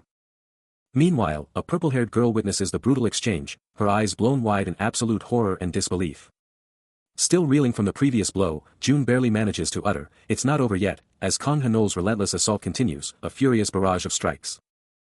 He cries out in pain, his body twisting from the impact of another powerful strike, the force threatening to shatter him. But even as he takes the hits, a cunning thought forms in his mind, this is the perfect moment to exploit his opponent's second weakness, a critical opening. With a guttural roar, June unleashes his counterattack, a sudden, explosive burst of power. The blow connects squarely, sending Kang Ha-no reeling back in shock, a devastating hit that catches him completely off guard. Blood splatters from his mouth as he stumbles, the force of the impact momentarily overwhelming him, a brutal blow that shakes him to his core. June laughs maniacally, declaring that his opponent's strength is no match for his own, a chilling display of arrogance. But as he gloats, Kang Hanol's eye flares with a fierce red glow, a surge of raw power igniting within him, a desperate, fiery resolve. Disoriented but determined, he realizes he's losing his sense of direction, and knows he needs to recover fast, the fight far from over. A primal roar tears from his throat, fangs bared, as his eyes blaze with an infernal crimson, a single drop of blood painting his chin. Still sprawled on the cold floor, the haze finally lifts from Kang Hanol's mind, his senses snapping back into razor-sharp focus, even as June looms over him, utterly unconcerned. But then, with a sudden, explosive burst of raw power. He's a blur, a terrifying, unstoppable force of pure, unadulterated speed, closing the distance in an instant. Kang Dae-gun's face twists into a menacing grin, his mind racing with a dark conviction, no matter what, his opponent could never truly power up their body and canals. A chilling smile spreads across his face. Then, in a flash, his hand ignites with a sinister glow, shooting forward with a primal roar.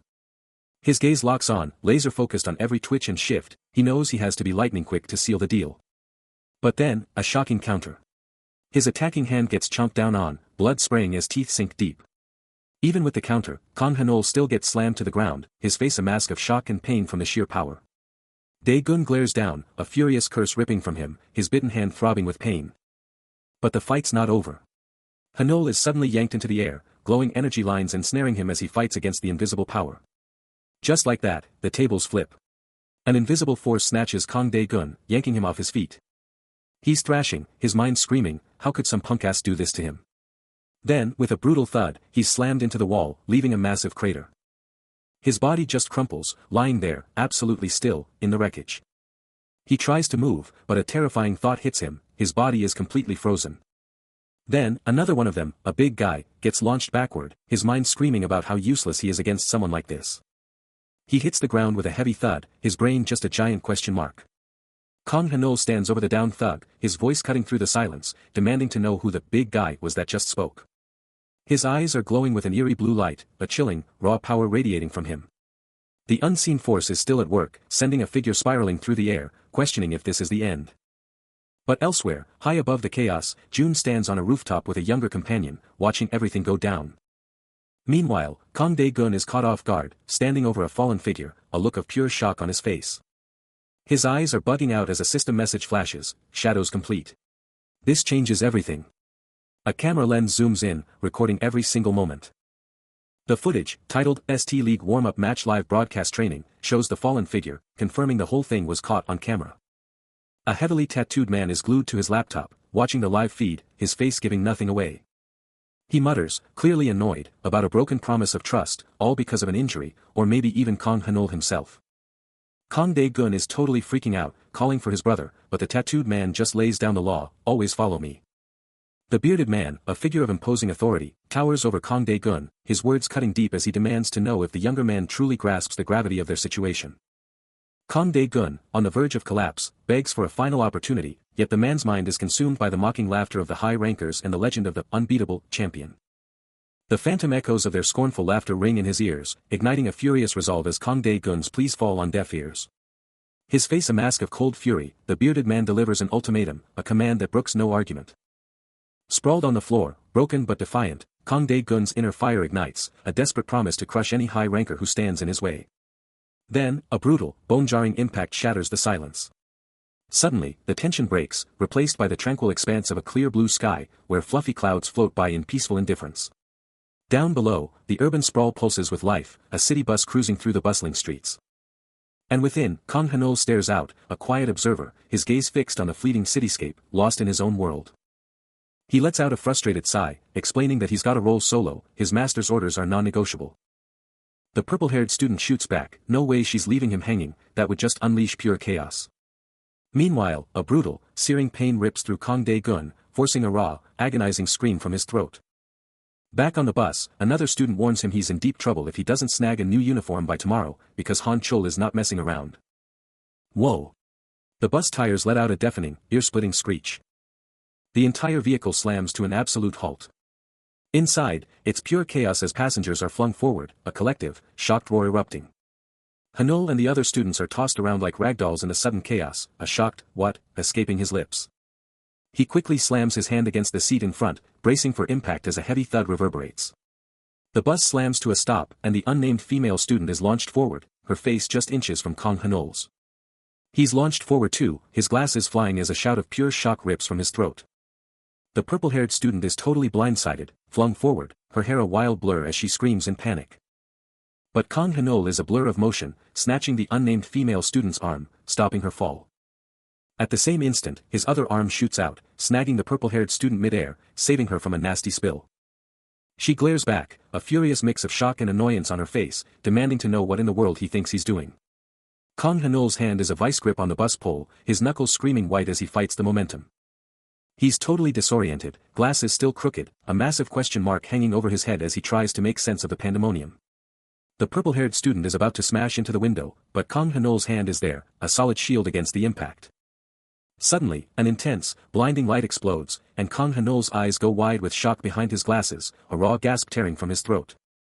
Kang Hanul just stands there, frozen, as a voice cuts through the tension, asking why he's just waiting, promising him it'll all be okay. But before he can even think, a hand snatches his arm, leaving him internally screaming, "What do I do?" His eyes snap wide open in pure shock, a startled, "Huh," bursting from his lips. The voice, now tinged with exasperation, continues to berate him, calling him stupid for using his shoulders.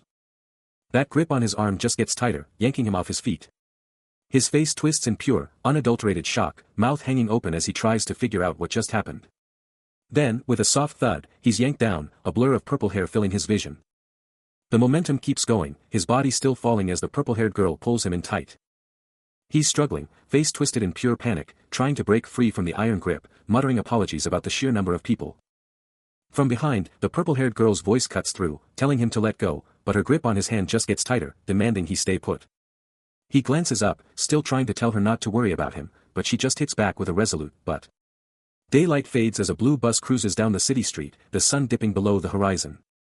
Night descends, lighting up the Kanghan Night sign, and a whole new drama is about to kick off. Inside, a suited man looms over a figure crumpled on the floor, the air thick with unspoken threats. A finger jabs a phone button, as Kang Dae-gun's face contorts in fury, fuming if someone's actually mocking him. Tae-shik stands coolly, dropping a reminder to Kang Dae-gun about Kang Hanul from second year, class 3, the one even the mighty Kang Dae-gun couldn't lay a finger on. Tae-shik keeps going, hammering home that Kang Dae-gun can't touch him, no matter what, while Kang Dae-gun's bandaged fists tighten, his face still burning with rage, roaring that the Kang family's power is no joke, and sneering at the very thought of apologizing for existing. Two subordinates are practically prostrating themselves as their boss, Jun, just breezes past, one of them practically yelling out to him. He just waves them off, telling them he's too busy and they already know the drill. Jun just vanishes into another room, but a chilling thought hangs in the air, hinting that someone's gotten way too comfortable after double-crossing the Hwangjaeong faction. Kang Dae-gun, now sporting a gnarly new scar, absolutely loses it, screaming about ungrateful bastards who've lost their minds. But Jun? He's totally unfazed, coolly explaining he just dropped by to set up his new office. Then his whole vibe changes, his voice turning ice-cold as he warns Kang Dae-gun to remember his place, daring him to think he can just waltz into the Kanghan faction's turf. A chilling grin stretches across his face as he throws down the gauntlet, daring anyone to claim ignorance of the Kanghan faction's might. Jun casually mentions he had fun with their little spat, but now that the Hwangjaeong faction is a real threat to the Dalim, things are about to get wild. With a final, chilling promise, Jun walks away, leaving Kang Dae-gun fuming, vowing that soon, he'll be begging to rejoin the Kanghan faction, his betrayal a distant memory. Kneeling in submission, Kang Dae-gun is forced to endure Jun's scathing words, a brutal reminder that his past betrayal has weakened their territory and that he's become soft. But before the insult can even register, a devastating blow slams into him, sending him flying. He's airborne, a crimson explosion of pain erupting as he's violently slammed into the floor. A fresh bandage now covering his left eye, Kang Dae-gun can barely lift his head, his face a mask of agony and shock. Jun looms over him again, his associate watching, as he declares Kang Dae-gun's territory officially his, and vows to personally handle the Hwangjaeong faction. Humiliation ignites in Kang Dae-gun's gaze as he grits his teeth, fuming that he was stopped by Jun's crew before even reaching school, only for Jun to accuse him of doing nothing. Jun dismisses his protests, turning to walk away, telling him to consider this a brutal lesson in challenging the Kanghan faction. Halting at the exit, Jun casts a chilling look back at the defeated figure, vowing to uncover every secret and grant him more time to stew in his misery. With that final, chilling threat, Jun exits, his associate in tow, leaving Kang Dae-gun to seethe in his own defeated fury. A chilling declaration cuts through the night, a voice vowing to deliver someone by tomorrow, no matter what it takes. The morning dawns, clear and bright, but the tension from the night before still hangs heavy. Standing on a bridge, taking in the view, she can't shake the feeling that something is seriously off. She keeps walking, trying to brush it off, telling herself it's just a misunderstanding. Another clear day, the city's buildings reaching for the sky. Later, she finds Kang Hanol looking downcast and tells him he'll totally crush it in the future, offering her help if he ever needs it. She knows he always pushes himself, calling him different from the rest, as he wonders if he can really succeed with all this weight on his shoulders. With a comforting smile, she shares her uncle's wisdom, promising that a few nights of solid rest will fix everything. Getting ready to head out, she repeats her offer to help, and he, still a bit down, just says thanks. A fierce young woman stands her ground, declaring with unwavering resolve, "I'm saying this again, don't you think about leaving that shoulder. No matter what." But in an instant, her composure shatters. Her eyes fly open, hands thrusting forward in a desperate, futile gesture against an unseen force. The tables turn. With a chilling grin, June has her in his grasp, her arm already bandaged from the struggle. "I finally got you," he sneers, victory in his eyes. Meanwhile, a gut-wrenching scream rips through the air, as Kang Hanol's face twists into a mask of pure, unadulterated torment. The female student tries to calm Kang Hanol, promising her uncle would take care of him after some rest. "Don't worry," she insists. She keeps going, "My uncle says you'll be totally fine, like it's no big deal." Still looking a bit lost, Kang Hanol just nods along. But then, a dark shadow creeps across her face, and she drops the act, confessing she's been waiting for him to be all alone, just like this. Her eyes blaze with a terrifying red glow as she reaches out, unleashing some dark power. Just like that, Kang Hanol is snatched up by Kang Dae-gun, trapped in a vice-like grip. His eyes go wide with pure terror as he fights back, a desperate "hurrah" tearing from his throat. Kang Dae-gun just tightens his grip, taunting him, "You're finally ours." Kang Hanol fights back, but Kang Dae-gun and June are just watching, their faces giving nothing away. Then, a burst of raw red power explodes, slamming him backward. Sending everyone, even Kang Dae-gun and June, reeling from the sheer force. Even the girl who took him down is freaking out, her eyes wide as she gasps, "What is this?" Kang Dae-gun tries to pin him again, but a massive energy burst rips through the room. His eyes blaze crimson, and he unleashes a terrifying roar, "Whoever touches them will die." Then, a lightning-fast strike connects with Kang Dae-gun, a brutal red explosion of force. Kang Dae-gun is launched like a ragdoll, smashing into the wall with devastating force. And there he stands, amidst the chaos, a red-hot aura blazing around him. He unleashes a devastating, red-glowing punch, sending his attacker absolutely flying from the sheer force. The impact distorts Kang Dae-gun's face, his body becoming a red-streaked blur as he's absolutely launched through the air. He crashes violently into a concrete wall, which absolutely explodes into fragments under the immense pressure. Slumped against the debris, Kang Dae-gun is utterly defeated, as a voice from the remaining thugs screams in pure disbelief, "Kawak." Hanol stands tall, his body still radiating a fierce red aura, his glowing eyes locked onto the terrified figures before him. "Who the hell do you think you are?" he roars. Without a moment's hesitation, he delivers a brutal kick, sending another thug absolutely soaring with a sickening crunch. Another strike follows, and a third thug crumples under his relentless assault, leaving only stunned silence. Later, the intense red glow around Hanol finally fades, leaving him slumped against a wall, utterly exhausted but undeniably victorious. Outside, June stands with the bearded man, surveying the chaotic scene, and coolly orders, "Take them both away." A subordinate snaps back, "Okay." The city skyline dominated by the colossal Kanghan Group building, a true titan of industry. And within its walls, the mastermind June, cool and collected, held court. His loyal subordinate, a blur of motion, crunched numbers. Before dropping a bombshell report, Kang Hanol was captured. The question hung heavy in the air, what next for the powerful young man? June's response was chillingly calm, a clear directive, their top fighter was taken out, so Kang Hanol deserved the same treatment. The subordinate snapped to attention, a sharp "understood, boss" echoing through the room. But a flicker of doubt crossed his mind, a silent question. Who was this Kang Hanol? The name was completely off his radar, a mystery demanding answers. With June still reeling from the news, his subordinate unleashes a torrent of complaints, demanding to know why he's always stuck with the grunt work and if his loyalty means nothing. His anger boiling, he presses on, grimly speculating about the dire fate awaiting their best fighter if he doesn't pull through. A chilling pronouncement echoes through the office, declaring the fighter's demise, as the city outside bleeds into a fiery sunset. The city blazes with the dying light of day. Before darkness claims it all, swallowing the bustling streets in a cloak of shadows. Meanwhile, in his opulent office, June broods, bathed in the stark light filtering through the blinds. His voice cuts through the silence, dripping with contempt, as he scathingly questions the value of a fighter who can't even fight. But the subordinate's fury reaches a breaking point, as he rages at the captive, holding them responsible for a colossal 10 billion won hit to the organization and his own ruined standing. Defying his boss's direct orders to stand down, he vows to deliver his own brand of justice, refusing to let the insult go unpunished. The bearded enforcer looms over the fallen figure, a chilling question escaping his lips. With a dismissive wave to his crew, his voice dripping with venom, he vows Kang Hanol isn't going anywhere, not after this mess. A chilling, guttural laugh tears through the air, bouncing off the walls as Kang Hanol stays utterly still. His features twist into a snarl of pure fury, blasting Kang Hanol as a stupid liar, pinning all the blame on him. Then, with a menacing glint, he hoists a heavy metal pipe, his words a stark warning: the mafia plays by its own rules. In a flash of brutal speed, he slams the pipe down, taunting Kang Hanol's helplessness. The pipe connects with a sickening crack.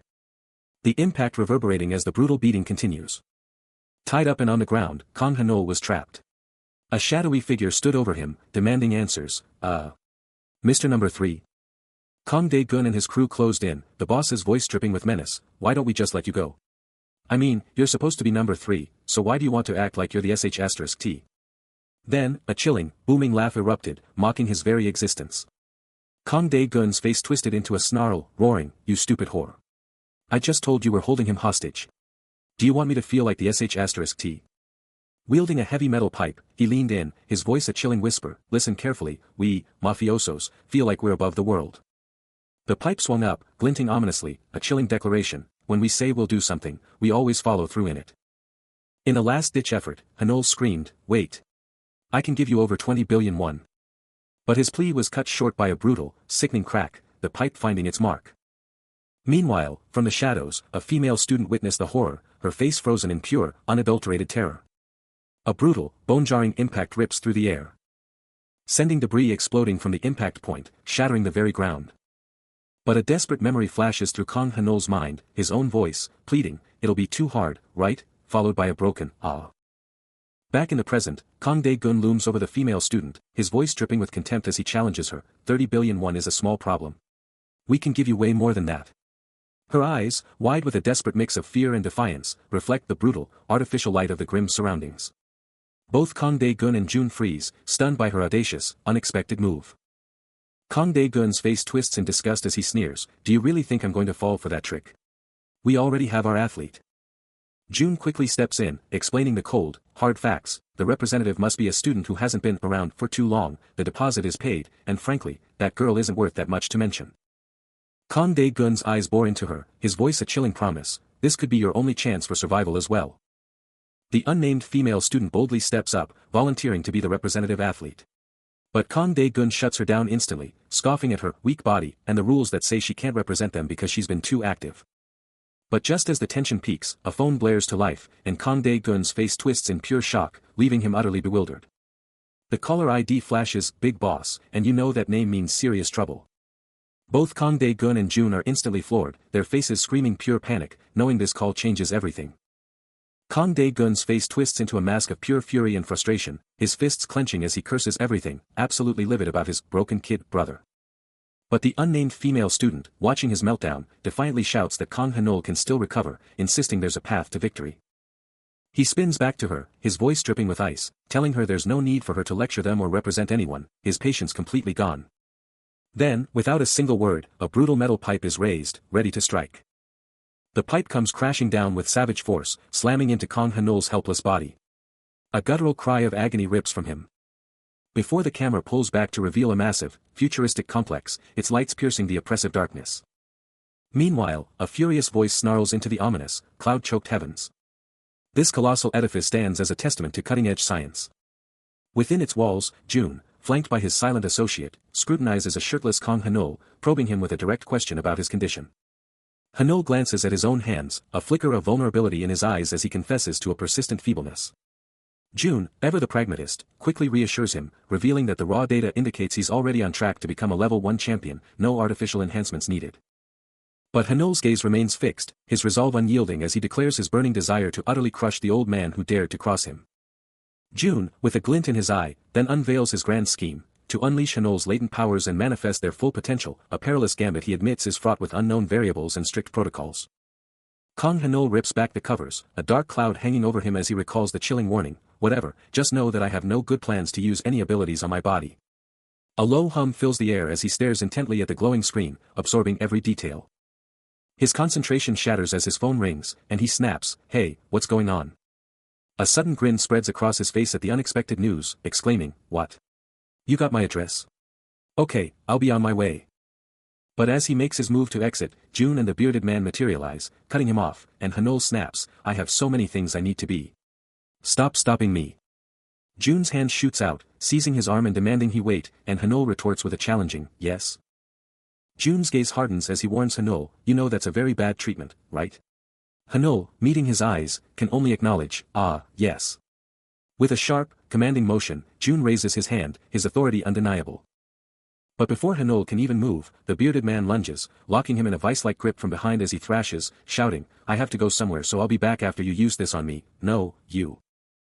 Under a dark, cloud-laden sky, the city lights begin to glow, hinting at the sinister events unfolding. One building, marked with the neon sign of Gangchen Light, stands prominently. As inside an office of the Ganghan Group, a voice questions, "Shouldn't I report on the current status if it's already up on the internet?" The bearded man, his face partially obscured by shadow, answers a call with a curt, "Yeah." His arm, adorned with intricate tattoos, rests casually as he listens. Before a chilling, guttural laugh echoes through the office, a sound of pure malice. His face contorts into a sinister smile as he delivers a chilling threat, "Ah, you've already given up. You're going to regret it. You're always like this, you're going to regret it." A decisive tap on his smartphone signals the end of the call. And the silhouetted figure at the desk muses, a dark promise in his voice, "Yeah, if the high school goes up even once." The unnamed bearded man's face twists into a chilling smirk, dropping a bombshell threat, "You're going to lose your life with this boy, number 3. Towering over an unseen figure, he barks a cold order, "I want you to take care of this." And then, a truly unsettling grin stretches across his face, a silent, chilling promise of what's to come. A chilling, guttural laugh rips through the air. As June, a sinister grin plastered across his face, sneers, "So, you're the guy who's gonna take the fall for this, huh? You already look like a total scrub. Honestly, you're not even worth my time." Meanwhile, a phone buzzes intensely. And back in his lair, June keeps going, a twisted smile playing on his lips, "Yeah, if this high school punk even messes up once." His voice drops to a chilling whisper, "You're gonna lose your precious little boy, your number one asset." Elsewhere, the bearded man stands in a similar office, taking his orders, "I need you to handle this." Back with June, a smug smirk spreads across his face. As the scene cuts to an exterior shot of a school building, gleaming under the daylight. The tension is palpable in the classroom as Kang Hanol stands, deep in thought, his friends watching him with worried eyes. His friend, a student with glasses, can't hold back his anxiety, demanding to know why he provoked the top dog, reminding him that those thugs won't just let him slide because they're intimidated. The friend presses on, fearing the consequences if they find out he's a shuttle boy and retaliate against his arm, as another female student stresses to her companions that the clock is ticking, only 2 days left to heal his arm, or face the brutal consequences. Her voice barely registers as Kang Hanol's mind races, his determination hardening, he'll never rely on anyone, never be a shuttle boy, and he'll heal his arm himself, no matter what. But his friend, almost in tears, desperately begs him to reconsider, screaming that this isn't the time for reckless moves. The delinquents are just waiting for him to slip up, and going back to being a shuttle boy is his only shot at staying safe. Elsewhere, the female student's worry is palpable as she murmurs, "Hanol, I'm so worried about you." But outside, Kang Hanol's resolve is unbreakable. He confidently states he's got a secret weapon, his very own cheat key, leaving him to wonder what that could possibly mean. The day fades into a fiery sunset, casting long, ominous shadows across a grimy alleyway. He's locked onto his phone, a message flashing a critical location, a place he knows, a place he has to be. His mind is a whirlwind, figuring out the best move, the perfect angle.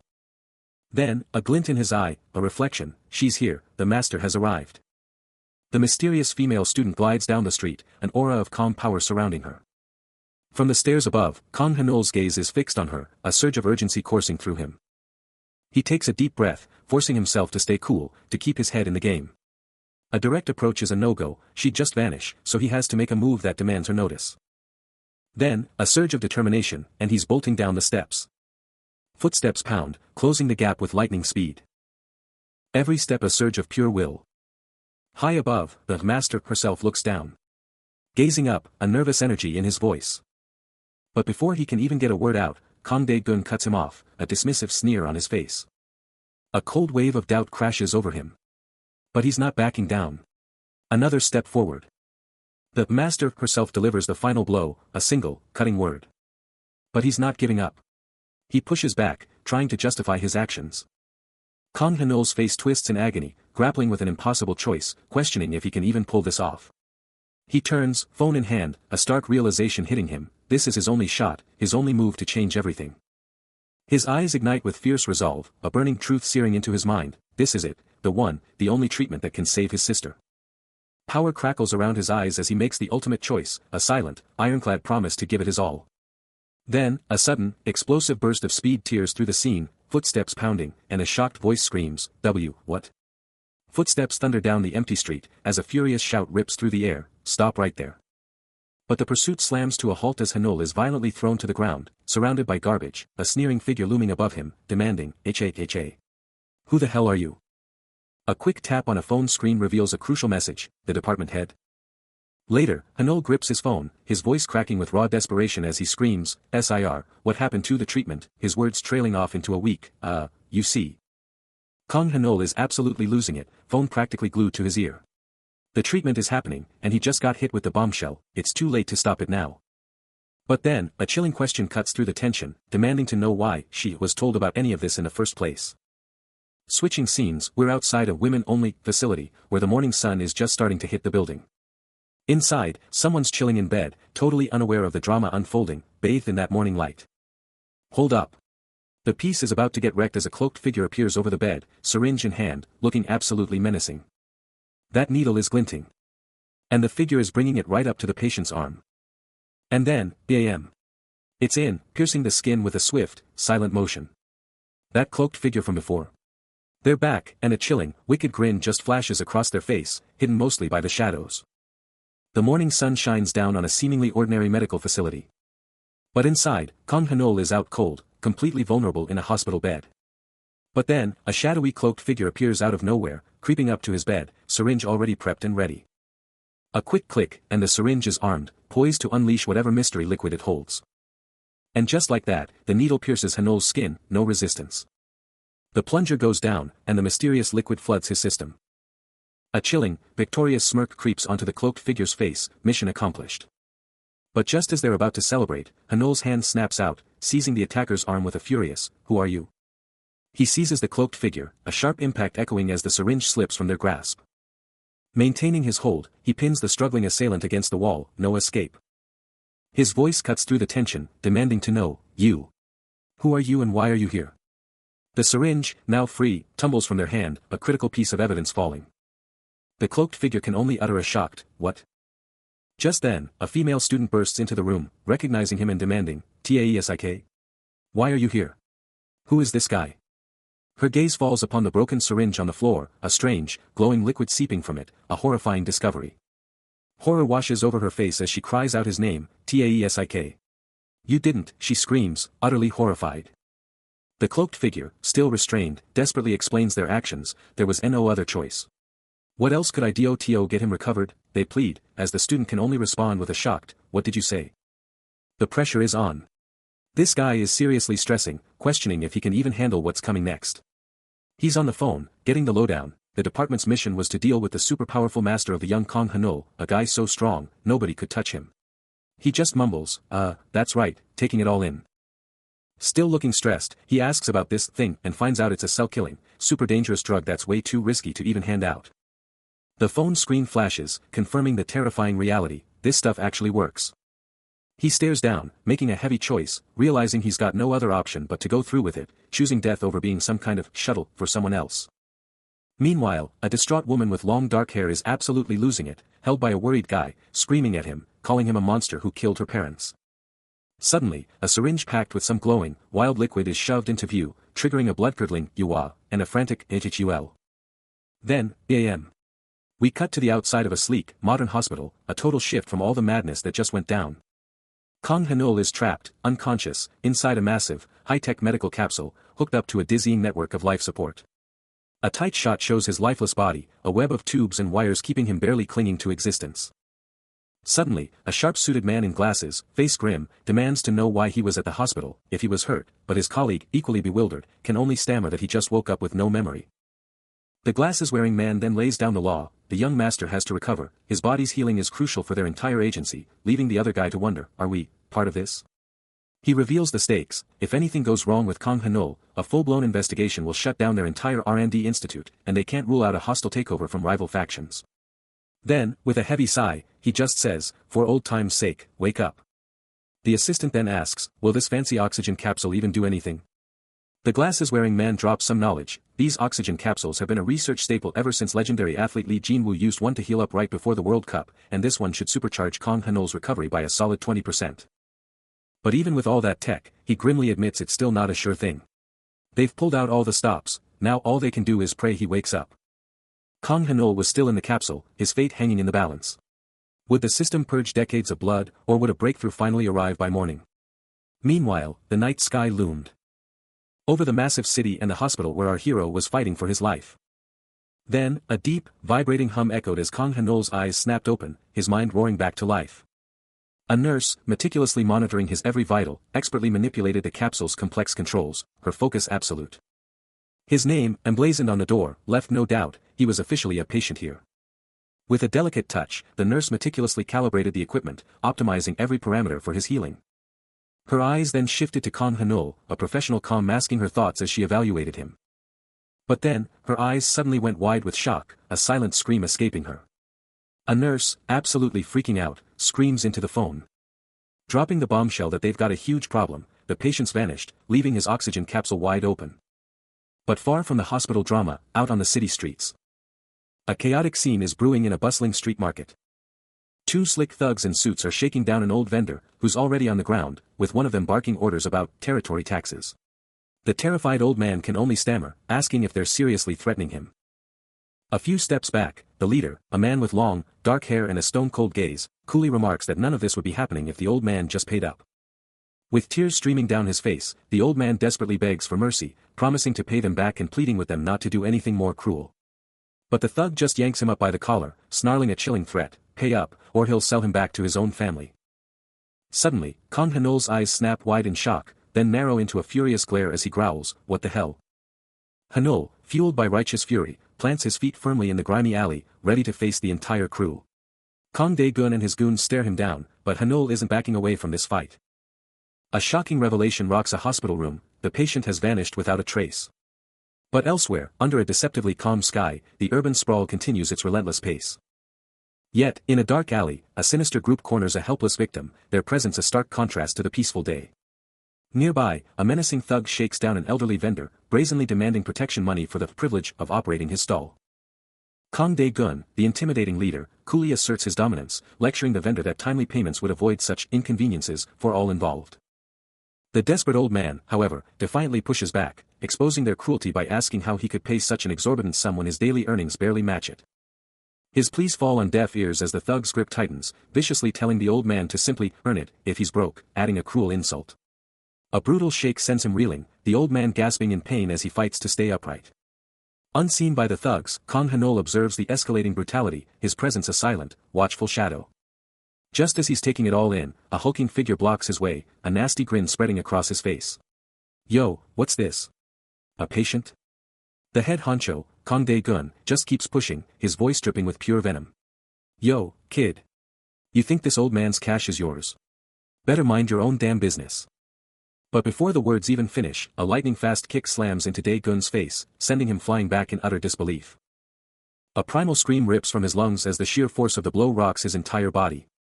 One of the other goons, absolutely furious at seeing his boss get dropped, charges in, screaming, "You just dug your own grave, punk." But our hero is just too quick, unleashing another brutal kick that smashes right into the thug's face, launching him clear off his feet. The thug slams into a wall with bone-jarring force, leaving a massive crater and sending rubble flying everywhere. Amidst the dust and destruction, he stands his ground, eyes locked on the rest of the gang, ready for anything. He's rooted to the spot. He unleashes a devastating kick, launching the thug backward. The impact sends Kang Dae-gun flying, slamming him onto the pavement. His face contorts in agony, the shockwave of the hit still coursing through him. No time to waste. Kang Hanul spins, blasting another thug with a lightning-fast kick. The thug drops like a stone, a resounding thud echoing through the street. It's a whirlwind. More thugs go down in a blur, their screams cut short as Dae-gun, sprawled on the floor, can only stammer, what just happened? Amidst the wreckage, Kang Hanol stands unfazed, the sole victor in a sea of fallen foes. Dae-gun's eyes are saucers of fear, a pathetic whimper tearing from his throat, Please don't hurt me. Yet, a spark of rage ignites in his eyes as he screams at his remaining crew, get up and take him down. He's still in the thick of it, fending off a barrage of attacks. The alley is a chaotic mess, with some thugs already down for the count. But more goons just keep coming, and he has to make a split-second decision. Kang Dae-gun is watching, totally shocked as his goons keep charging, the sound of their feet thundering. But then, a sudden move. He bolts, leaving the stunned thugs to chase after him. He's booking it, phone glued to his ear, checking his six, a full-on sprint through the city streets. Meanwhile, Kang Dae-gun is left scratching his head, totally bewildered, asking, did he just disappear? He's still on the run, yelling into his phone, let's go. Everyone's waiting, as the chase continues hot on his heels. Then, a.m. The scene totally shifts from the city chase to a wide-open field, and somehow, Kang Hanol is face-to-face with Kang Dae-gun, just the two of them. Kang Dae-gun wastes no time, getting right in his face, demanding, so, that's what turned you into a monster, huh? Kang Dae-gun is in his face, demanding answers, what are you now? But the unnamed female student cuts through the tension, her voice soft with worry, are you okay? Walking away from the chaos, he's baffled. No pain. Not even a scratch after all that. What is happening to him? She keeps checking on him, her concern so real, yet he feels nothing. Is he really okay, or is something seriously wrong? Still reeling from the bizarre lack of pain, he lets her guide him, her simple kindness a strange anchor in his chaotic new reality. She sits him down, her hands gently checking him over, her eyes locked on his, asking again, are you really okay? His mind flashes back to the doctor's ominous words, a cold dread settling in as she just watches, silently worried. Leaving the school behind, she lets out a breath, just our luck, she says, and he can't help but agree. Night falls, and the city hums with a quiet energy, streetlights painting the darkness. Back in his room, he stares at his phone, the chilling question, what are you, burning in his thoughts. He needs answers, and fast. In a steamy, almost ethereal setting, Kang Hanol's back is revealed, showcasing an absolutely shredded physique, a stark contrast to his former self. The transformation is undeniable, and one word screams through his thoughts, monster. As darkness falls, a mysterious building looms, hinting at secrets within. But inside, a chilling question echoes, you mean by heaven? The answer is stark, it's just as you heard. And the terrifying cause of it all? A colossal, raw monster, radiating pure, untamed power. Now, under the eerie glow of a green cross, Hyunseong Hospital looms, a place of desperate hope. Inside, a tense conversation unfolds as a man in glasses hears the grim news, the human body has a natural protection against self-inflicted harm, but... His face contorted with fear, the man with glasses demands, just, how bad is it? Will he die? The older man, grim-faced, presses on, emphasizing the body's natural defenses against its own power. He delivers the devastating blow to the two younger figures, his body couldn't handle the mana overload. He might never wake up. He's in a coma, unable to move or speak. Staring at Kang Hanol's still form, the man with glasses demands, what do you mean by coma? The older man's chilling response, it's just as you heard. The man in glasses delivers the chilling news, confirming the worst, it's exactly as they'd been told. But his voice cracks with disbelief and fury, how could a doctor let Kang Hanol get hurt? No way. But the man with the mustache just smirks, coolly dropping the bombshell that they predicted this and already had a cure ready. He holds up a mysterious bottle, declaring that without this medicine, they'd be totally powerless. His voice drops, a chilling ultimatum, live without this medicine, and you're completely at their mercy. The hospital's neon glow cuts through the night, a silent witness to the unfolding drama. A new scene unfolds under the moon's gaze, a building bathed in soft, nocturnal light.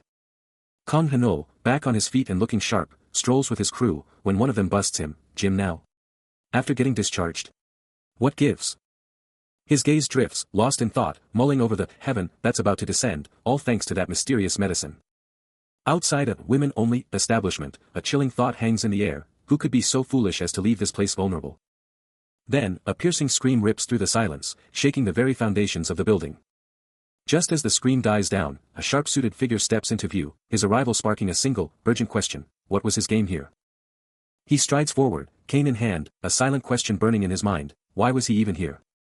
Inside, Kang Hanol takes in the chaos, the unnamed female student clinging to his side, as he grimly realizes Hakrobo's word meant nothing.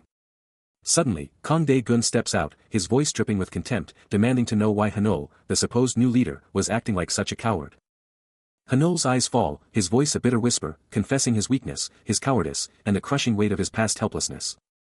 But a strange memory flashes through his mind, a recent clash, where a full-force attack had simply bounced off him. He was sure it would connect, sure it would hurt, but it was like punching a rock with an egg. His body was an impenetrable fortress, and he had no idea why. He's taking it all in, the harsh words about his inability to even scratch a machine, and you can feel the weight of that challenge. But Kang Dae-gun, even with a crutch, is already scoffing at the idea of simple footwork being enough. He's laying down the law. It's not about raw power, it's about mastering the machine, optimizing it, like this advanced training rig built for intense combat simulations. Then, with a devastating kick that shatters the air, Kang Dae-gun proves his point, reminding everyone that even against a Krobo in the final trial, you have to fight, not just take hits. Those words hit hard, leaving Kang Hanul to grapple with the brutal truth. He's being called out for having no skills.